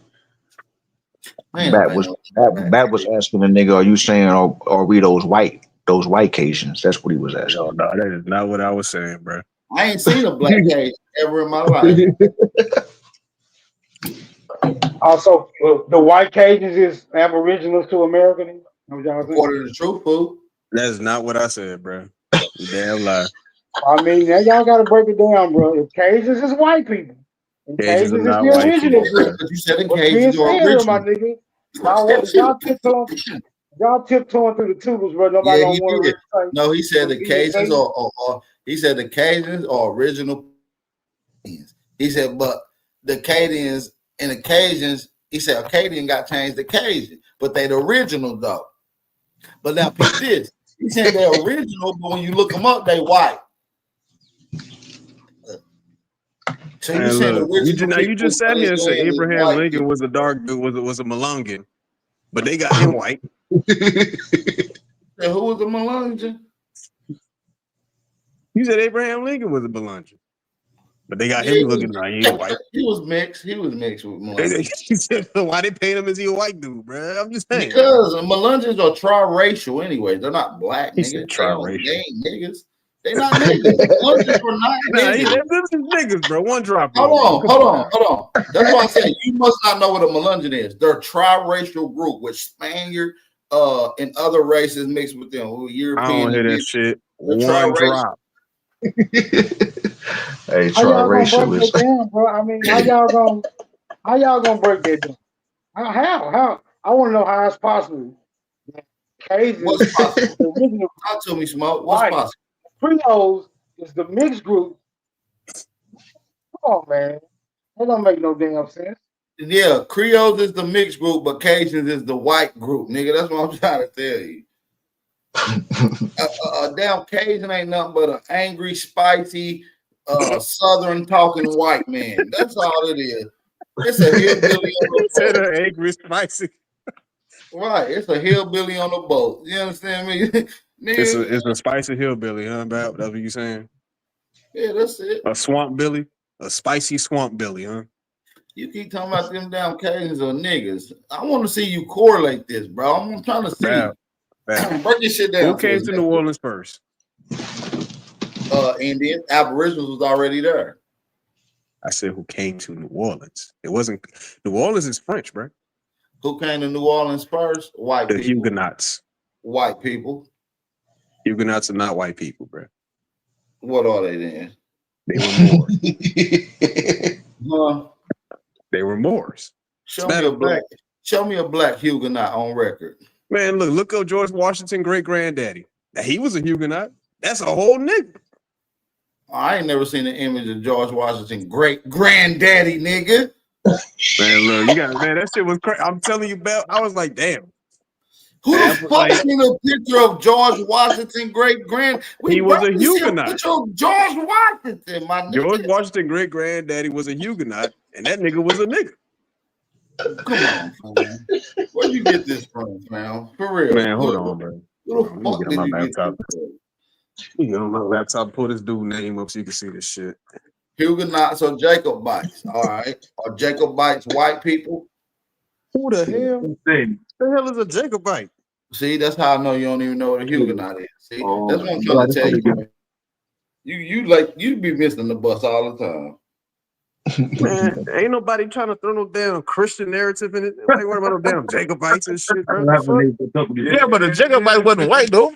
Hold on, we're not talking about Jacob. Hold on. So you telling me there's no white Jacobites? Maybe now, but not back I'm then. talking about historically. No, if there was, they were just servants of Jacobites. Nah, I'm talking about records that say that these white people are Jacobites. I got tons of records, bro. Like, I would say that's a lie. Well, you may have people. I say you don't have a story saying that there's some white people that were considered Jacobites, but based on what we understand about history now, dog. This how you would In debunk those me. days, This how you would debunk me and suffice. Show me any historical reference or illustration of a black Jacobite. Listen, I'm not going to try to debunk you, King. I'm not here to try to debunk you. Impossible task. All I'm saying is, I'm giving my opinion. King, you the teacher. You go ahead and do your thing, my nigga. I ain't got them. You say they were white Jacobites. I disagree with that.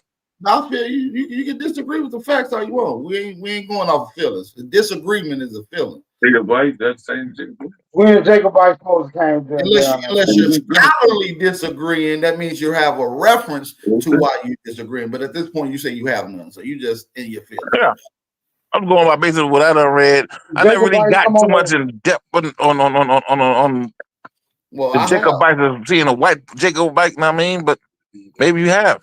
Yeah, I have. I got a lot of depth with it. I'm saying I'm not saying that there ain't no black ones, but I'm saying there are white Jacobites too. So and they may be, but they would be contemporary Jacobites. They ain't the original Jacobites, especially not during the time of Elizabeth, though.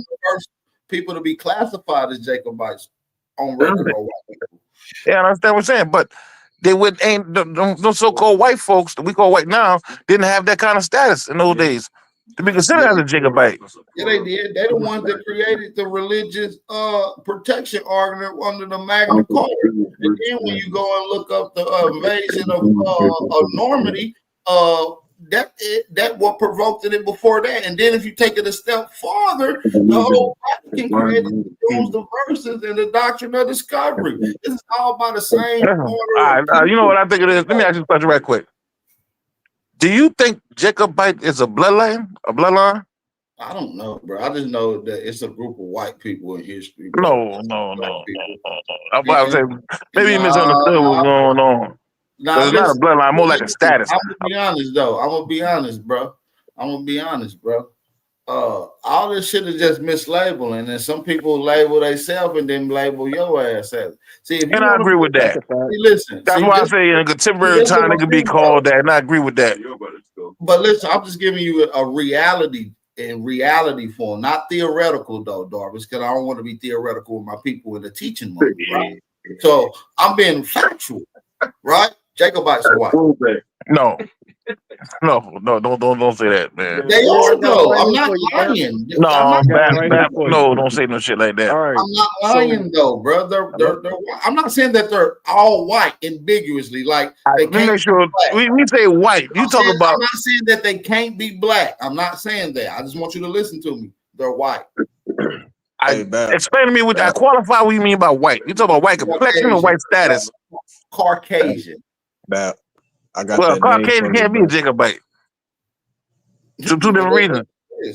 I'm talking about a Caucasian looking person, a white person, a pale skin, nigga, a pale skin. Is that a good enough for you? Yeah, I understand what you're saying. Yeah, okay, I understand what you're saying. But I don't believe that bullshit there, man. No, it ain't about belief. I don't want you to believe. I just want you to go and look up Jacobite people. And then show me a black one. All right, cool. I will say this. It's a simple, easy Google search with your smartphone. If you want but Google ain't truth. You keep saying Google like as if Google represents truth or something like that. Google's a search engine, and anything somebody upload can be pulled up if you're in a certain algorithm. You can't use that as a source. Google is a search engine. So where people have documented evidence, they put it on the search engine so you can go and access it. Google is the actual reference source. It's the search engine to your reference source. So it ain't about believing in Google to give you everything that concedes around that whole notion. So and it gives you a list of pages and conglomerate to your thing. So you have a high chance of finding what you're looking for if it exists. I got you. I understand how it works. But the way you use it is now as if that was to be a source to prove that they were white Jacobites. I apologize if that's not what you meant by that, King. But I still stand on people we consider white today were not Jacobites. At least not in those days. Yeah, I'm saying white people and historically been called Jacobites as well. Nah. I'm not saying that black people wasn't either, though. So I just want you to understand that, though, Darvis, because you keep denying the facts. But you, Bap. Two things for you. Okay, first things first. Yeah, you was right about the Cajuns. They were French Canadians. My bad. They was all white. But no, the French wasn't white though neither. Or the Canadian, or the Canadian people Darvis, get out of here real quick, bro. But I got what's his name? George Washington's grandfather, his great grandfather. His name was. Somebody just brought up an interesting fact in the chat, and I meant to bring that up and it slipped my mind. King James is on record in the 1600s as a Jacobite. Who's a white man who killed his mother and had gay sex? Man, first of all, King James wasn't white. All right, and there's people my from bad, Jarvis. I didn't mean to do that to you. Hey, listen, I'm about to say, man, there's people from where I'm from, my nigga. My bad. That bloodline back here, we from, my nigga. And all throughout the East Coast, my nigga, and Jamaica. But them people wasn't white. Nah, so I ain't gonna do your homie like that. So George Washington, that's my man's granddaddy. Yeah, I know that's your boy. I ain't gonna do him like that. But I gotta speak real though, because you know he killed his mama, bro, and he had sex with his auntie. So we gotta talk about this. So people say I wasn't there. Some people say that. We got remember now. He had a lot of enemies within his goddamn inner circle. Remember now they tried to. They got the whole shit going on now. Who said that? Darvis. I'm listening.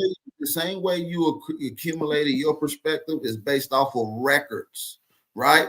Correct. And these are according to the records, sir. So and you I agree with the records and then deny them at the same time, which you literally put your whole perspective and didn't even know about King James is according to records. But come on, now, cool. Deny. I got you, bro. I have no issue with the records. All I'm saying, right, there's a difference between smart and wise. I see a wise man can also look at the records. And we understand those records don't necessarily mean it's true because it's a document. Well, there's a lot of shit that comes. There's a lot of things that contradict it. Well, I mean, I'm talking like the people that we call that bloodline he came from. Whether you talk about the Ross side or the Sinclair side, it don't. All the people are melanated.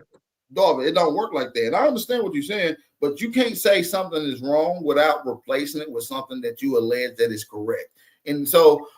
And we're talking source based. And so if we're talking records, and if what you're saying is coming from records, then you should have alternative sources for this. And so if you don't, then it's made up or something that you just believe or think. I don't want to get into belief or think or faith or religion and nothing like that. Yeah, I know some Sinclairs, nigga. It don't really matter what somebody who wrote a book said about them. Most people who wrote them fucking books, King, most of the sources you're reading were opposed to that person. And we talk about, I know, but listen, remember now, King James, during his time, he had a lot of enemies within his own circle. Let me ask you 4 questions, because this is all coming from the actual records that I'm looking at. Do you believe King James wrote the first translated version of the Bible in Americas? No. Who did it?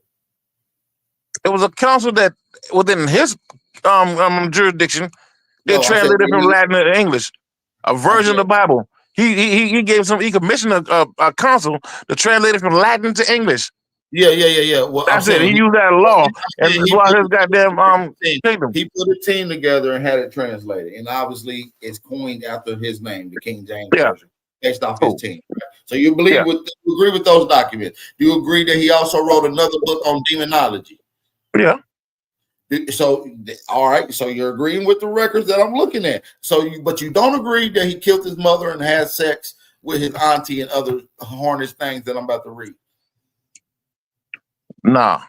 Okay. Well, fair enough. There's no. You just not explaining why you want me to. I'm just saying you just in your belief, and you have no. Baby, listen. I know, but listen. You and somebody else believe though. I know, but you think about it, okay? You reading some shit that. Somebody wrote that was at odds with King James. But you agree with it. And you agree with him, his belief. You don't even agree with your own belief. You agree with somebody else's belief. I've never told you my belief. So, but you just say he was. I've never told you my belief in ever. I in know. life. My bad. Because every time I ask a question, you go refer back to somebody else's thoughts. Never told Think you my about belief. records. I mean, smart never niggas told you. accumulate information like that. I mean, y'all smart for doing that. I mean, a wise nigga decipher that. Yeah, And but we what don't I'm use saying them. is, what I'm saying And we is, qualify what we say. y'all throw out y'all belief and act like it's facts. No, a wise nigga don't do that. A wise nigga will qualify according to such said that. According to them, they said that. You can't say that you hear my belief because I've never told you my belief ever once. I've always referred to a source reference or some type of data to support the claim that I'm now talking about. So, and I agree, gang. I never said I believe. I have issue with your belief. I never said you had a belief. I said you going by somebody else's belief. I never said you let your own belief out. What I said was you going by someone else's belief because the sources you bring out in the Christian markets. If you go to the Christian market to get your thoughts, you can find a Christian source, and they paint a narrative. You're right, and you're right, and you're right, and you're right. You can't eat your cake and have it too, bro. I'm trying to know what I'm trying to do, bro.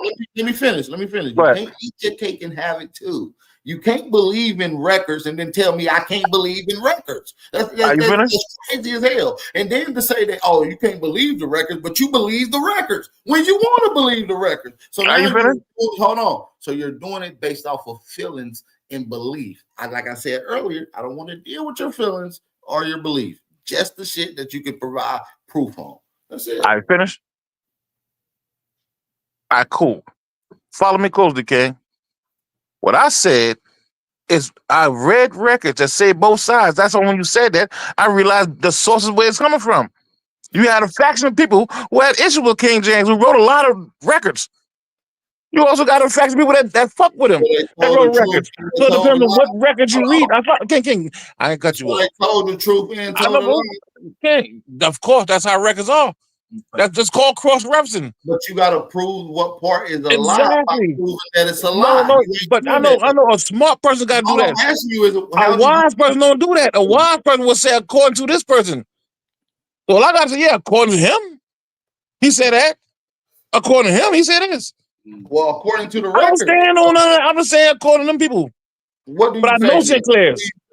What do you say? I know Sinclair personally. They got a long bloodline of Charleston. What do you say then? What do you say when you said that you know Sinclair's? Like I said earlier, I know some Sinclair's and all of them are black.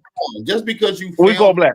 No, just because you failed to cite your sources doesn't make you any more wronger than your whole analogy. So you refer to King James having a whole team translated this whole Bible thing. You got that from records, which means that you believe that record.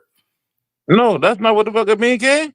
Oh my God. What does it mean then? Where'd you get it from then, Darvis?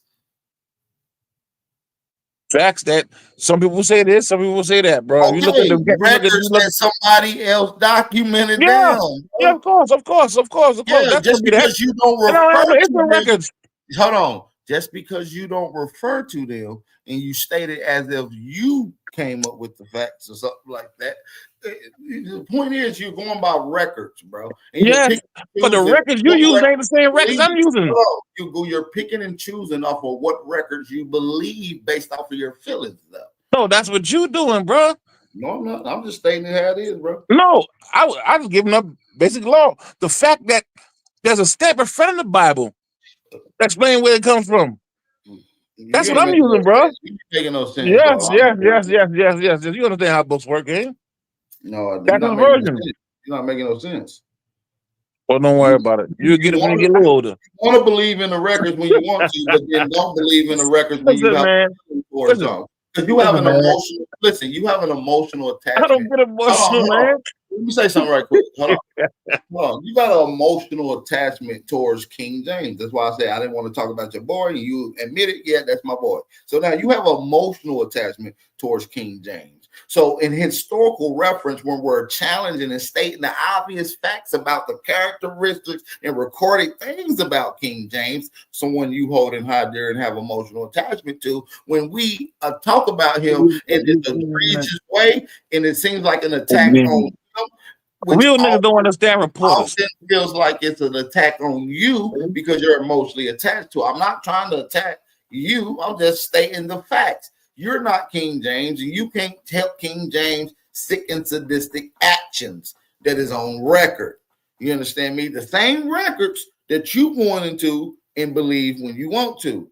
That's called being a contradictor, a hypocrite. That's a hypocritical perspective of conversation that you're having right now. It's almost like you're a contrarian.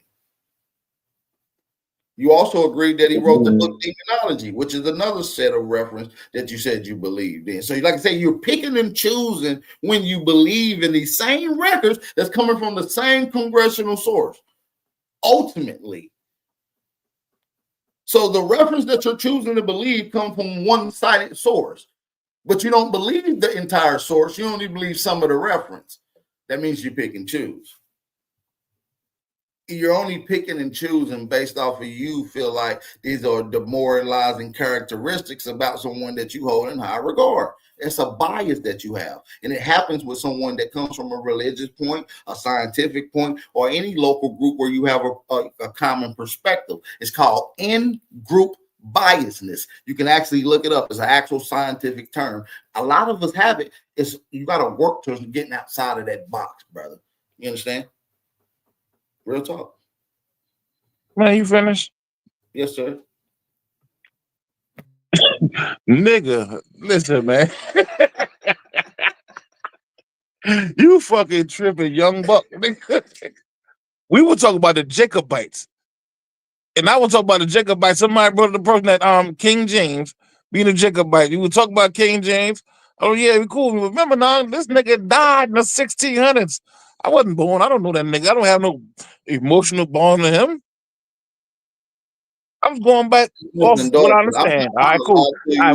I know, but I ain't said nothing, King, when you were talking. My bad. I fell back, you know what I mean? Let me qualify what I'm saying. All right, so now, we were talking about the Jacobites. We were talking about them people. My man brought up King James. You still have something out there. Yeah, I know that's your homeboy or whatever. I'm like, yeah. Based on the fact that his bloodline stem from where I'm from. Can we bring up the down the Carolinas? I brought up King James? There you go. No, hold on. I just want to include. My bad. But we got to give context. You said we just brought up King James.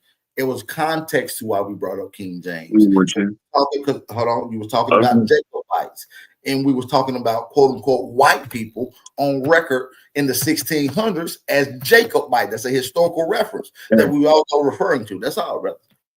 I understand that. I never had no issue with that, bro. I understand what we're talking about. Come on now. Hold on. I know you didn't disagree with that, but just let me give him word. Let me give him thought out. European, I even went into some of his actions. That's why I went into some of his actions that was on record. He even quantified that this is pale skin behavior that he did, sleeping with his auntie, doing homosexual shit, killing his mother. This is literally pale skin shit happening historically, and it happens today. Majority of pale skin. So I'm just quantifying that. Are you finished, man? All right, cool. Young smart man. All right, cool. When I say wise is different, right? Wisdom is a little different from knowledge. Now, you got to have a certain amount of knowledge in order to be wise, but you have an understanding from experience. All right, now, everybody who held power like that, held dynasty, all the kings, all the pharaohs, all the emperors, like 70% of them niggas died from their own people. So it's been going on way before there was a white person. It's not just pale people do that. We did that. Ain't nobody killed more Indians than Indians, nigga. Ain't nobody killed more Moors than Moors. Ain't nobody killed more niggas than niggas. It's something that been going on since the beginning of time. Now, what I was saying for the white dude being a part of the Jacobites, I said maybe in contemporary time for two reasons. All right? Because I also know when you use the word Jacobite, it lets me know there's a contemporary author writing about history. Because during those times, the letter J wasn't around. Some people that was around to call themselves Jacobites couldn't have been calling themselves Jacobites. That's a contemporary word. So maybe you find somebody, a contemporary author who was writing about the past based on his idea or his belief or what happened, he put in a book. And we have read them books. You've read them and I've read them. And you're going by what they say in the book. I mean, you not showing your own belief. You're going by something that somebody else believes. So when we use the term sources and make it seem like we doing something spectacular, all we really doing is put our own thoughts in a garbage or in a back burner and listen to the thought of this author. Who lied to you already in the last book? So be careful with these sources and shit, my nigga. There's a difference between wisdom and knowledge. You'll get it in about 10 more years. I fall back on that.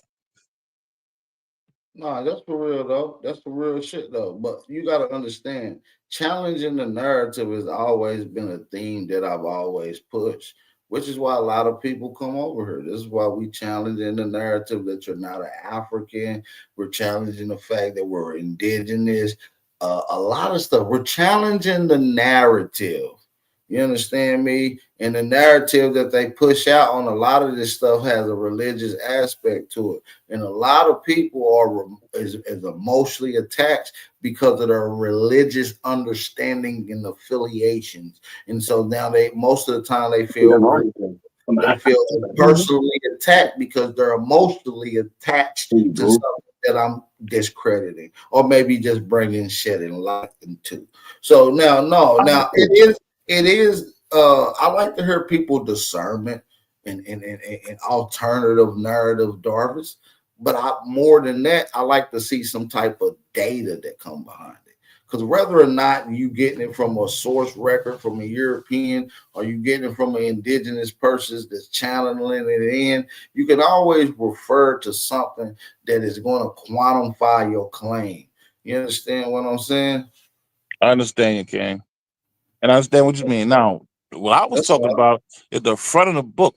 At the front of the Bible, it says the King James Version, that particular version. All right, so when you look at with the King James Version, you found there was a particular group of people that transliterated that Bible from Latin to English.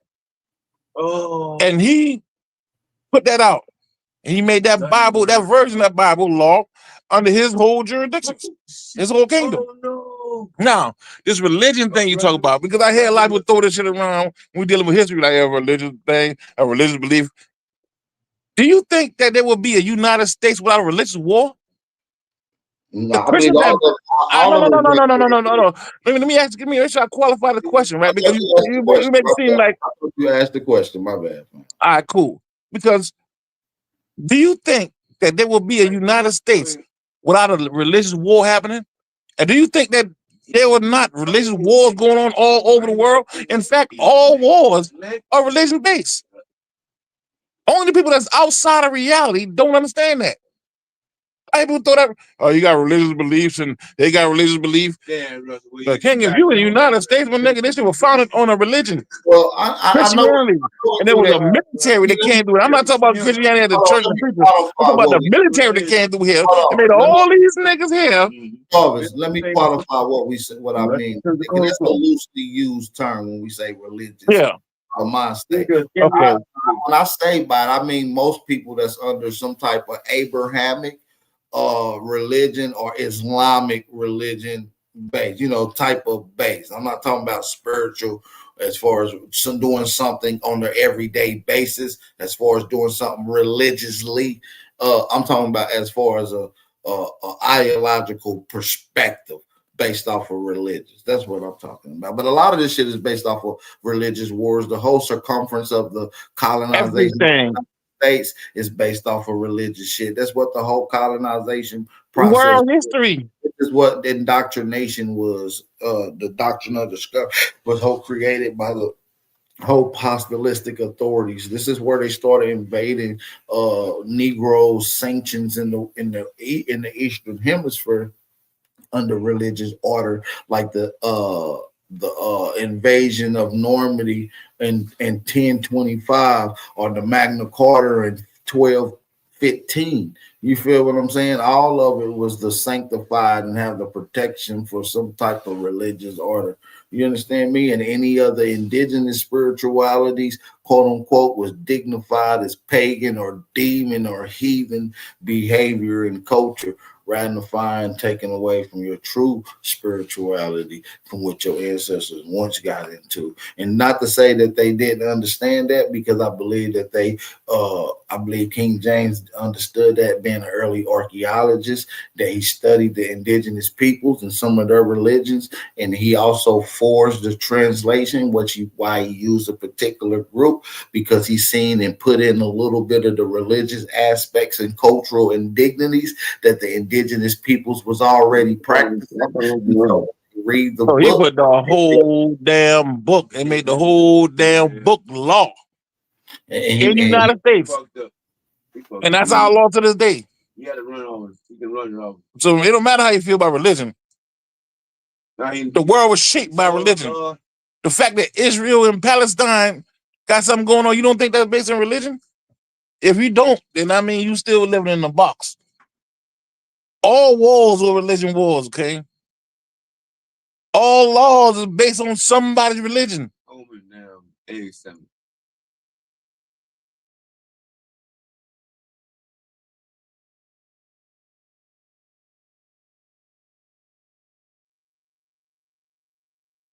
I'll leave it like that.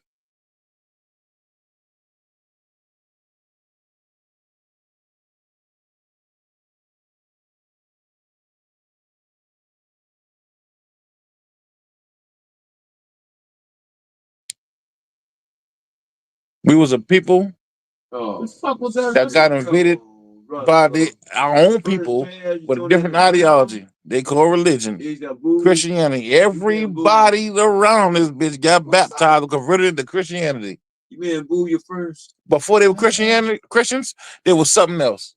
You doing that? And before they were that, there was something else. You got the coaches.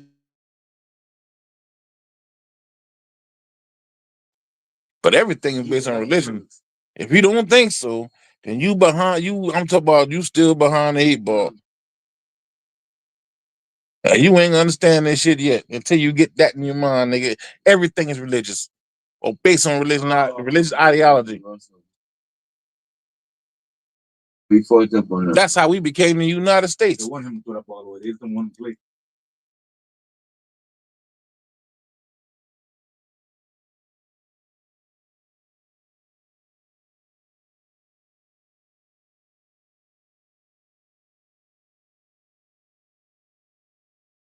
My bad. I had to step away. Oh. Well, shit, man, this probably going to conclude today's show, man. This was a good job. True that, man. Peace to the gods, man. Peace to you, Bap. Yeah, peace to you too, brother, man. Enjoy the rest of your day, big dog. As you already know, gang. Down the team. All right, man. Y'all be safe, man. I'll see you on the other side. Peace. This is the soil of Florida, not Africa, not Europe, not no damn fantasy. This the mark of Moctezuma. We ain't never been no damn slaves. We was prisoners of war. And y'all still out here claiming that title like it's your birthright. You know where the word slave come from? Slavic, from over there, Slavonia. You from there? Nah, you from right here, from these lands. Moctezuma's blood, the sovereigns of Anahuac. So get it through your head, you royalty, not no damn slave. Of the true sovereigns of these lands. Y'all better get it right. Look at all that. All this land. That's ours. We've been here. They built this on stolen land, tried to hide the roots, cover the soil with lies. But we still here. They call me a Moor, but I am not from across the Atlantic. I am of this land. Saturiona. So tell me, where ICE gon' deport you when you from right here, huh? The clouds. Ain't no borders when this whole land your inheritance. So get it through your head, you royalty, not no damn slave. Y'all gon' get it one way or another. We ain't never been no damn slaves. We ain't going nowhere neither. This the mark of Moctezuma, of Anahuac, of the true sovereigns of these lands. Y'all better get it right.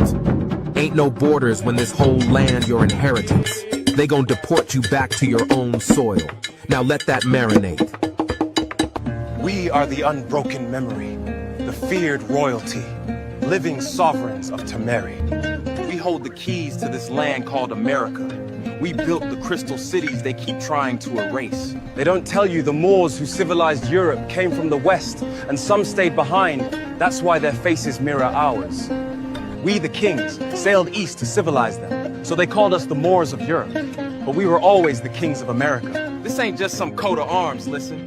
This is a stolen family tree from Temeri. They didn't invent royalty, they inherited ours. They parade stolen emblems. America's family tree is the blueprint they copied and claimed. We were the kings who were always here. They want you looking at Africa so you don't look right here, at your own land. So-called Indians were Moors. That's why the Creek Confederacy was so powerful. They were the original Moorish military, fighting to keep all these other groups out. They create these divisions, Moor versus Indigenous, to keep us from consolidating. Don't let them cast stones and make you argue. We were already here. Think this history is new? Go look up the kings of Spain. Then go look up the kings of America. The same names, the same titles. It's all there. Just believe it. Go and look at the flags of old Europe. Then look at the banners of the Creek Confederacy. You'll see the same people, the same kings, just a different continent. They say it was us against them. But the Moorish War was us against us. We were fighting these tribes trying to get new people. Moors are Aboriginals. Come on, it's a trick. The real enemy wants you to fight over semantics so we don't look at the historical documents. We got the same mission. Tamari was a monarchy. They turned you against the idea of imperialism, of monarchy, because the monarchy was here first, and they needed you to forget that our title of nobility is the real power. Don't y'all read the damn treaty, son? They made a whole treaty with the Moors in 1787, government to government. They knew we were the royalty, and they wanted our trade. All the fantasy stories about warring kingdoms, that's not a fairy tale. That's our old world. That's the ancient confederacy and the bloodline. You think the families fighting over the throne in Game of Thrones is just fantasy? That's the real story. Real story of what happened right here. On your land, Tamari, so-called America. I don't think Tolkien just made up Middle-earth. It's all a metaphor for the real war, and they buried the truth and sold it back to you as fiction. They told our own people that the Moors were the enemy, made brother turn against brother over a lie. We fought each other over stories they planted. Think about that. Listen up. The real Moorish law is about justice, truth, and lifting up our own people. It ain't about tearing each other down. Quit arguing over semantics. Stop cherry-picking Moorish law if you're not gonna help uplift fallen humanity. Y'all laughing that we was kings while they got our family crest everywhere. The joke's on you. We are still kings. It's in the DNA. You remember this? Art imitates life. Follow original black God bringing our history back to life. This. Also follow Spin City and Brother Red Pill. They're showing you how to take that fire, that vision, and make it real. Dropping the knowledge you need. Join the movement. Bring your visions to life. Help us awaken the world. The power is within you. The time is now.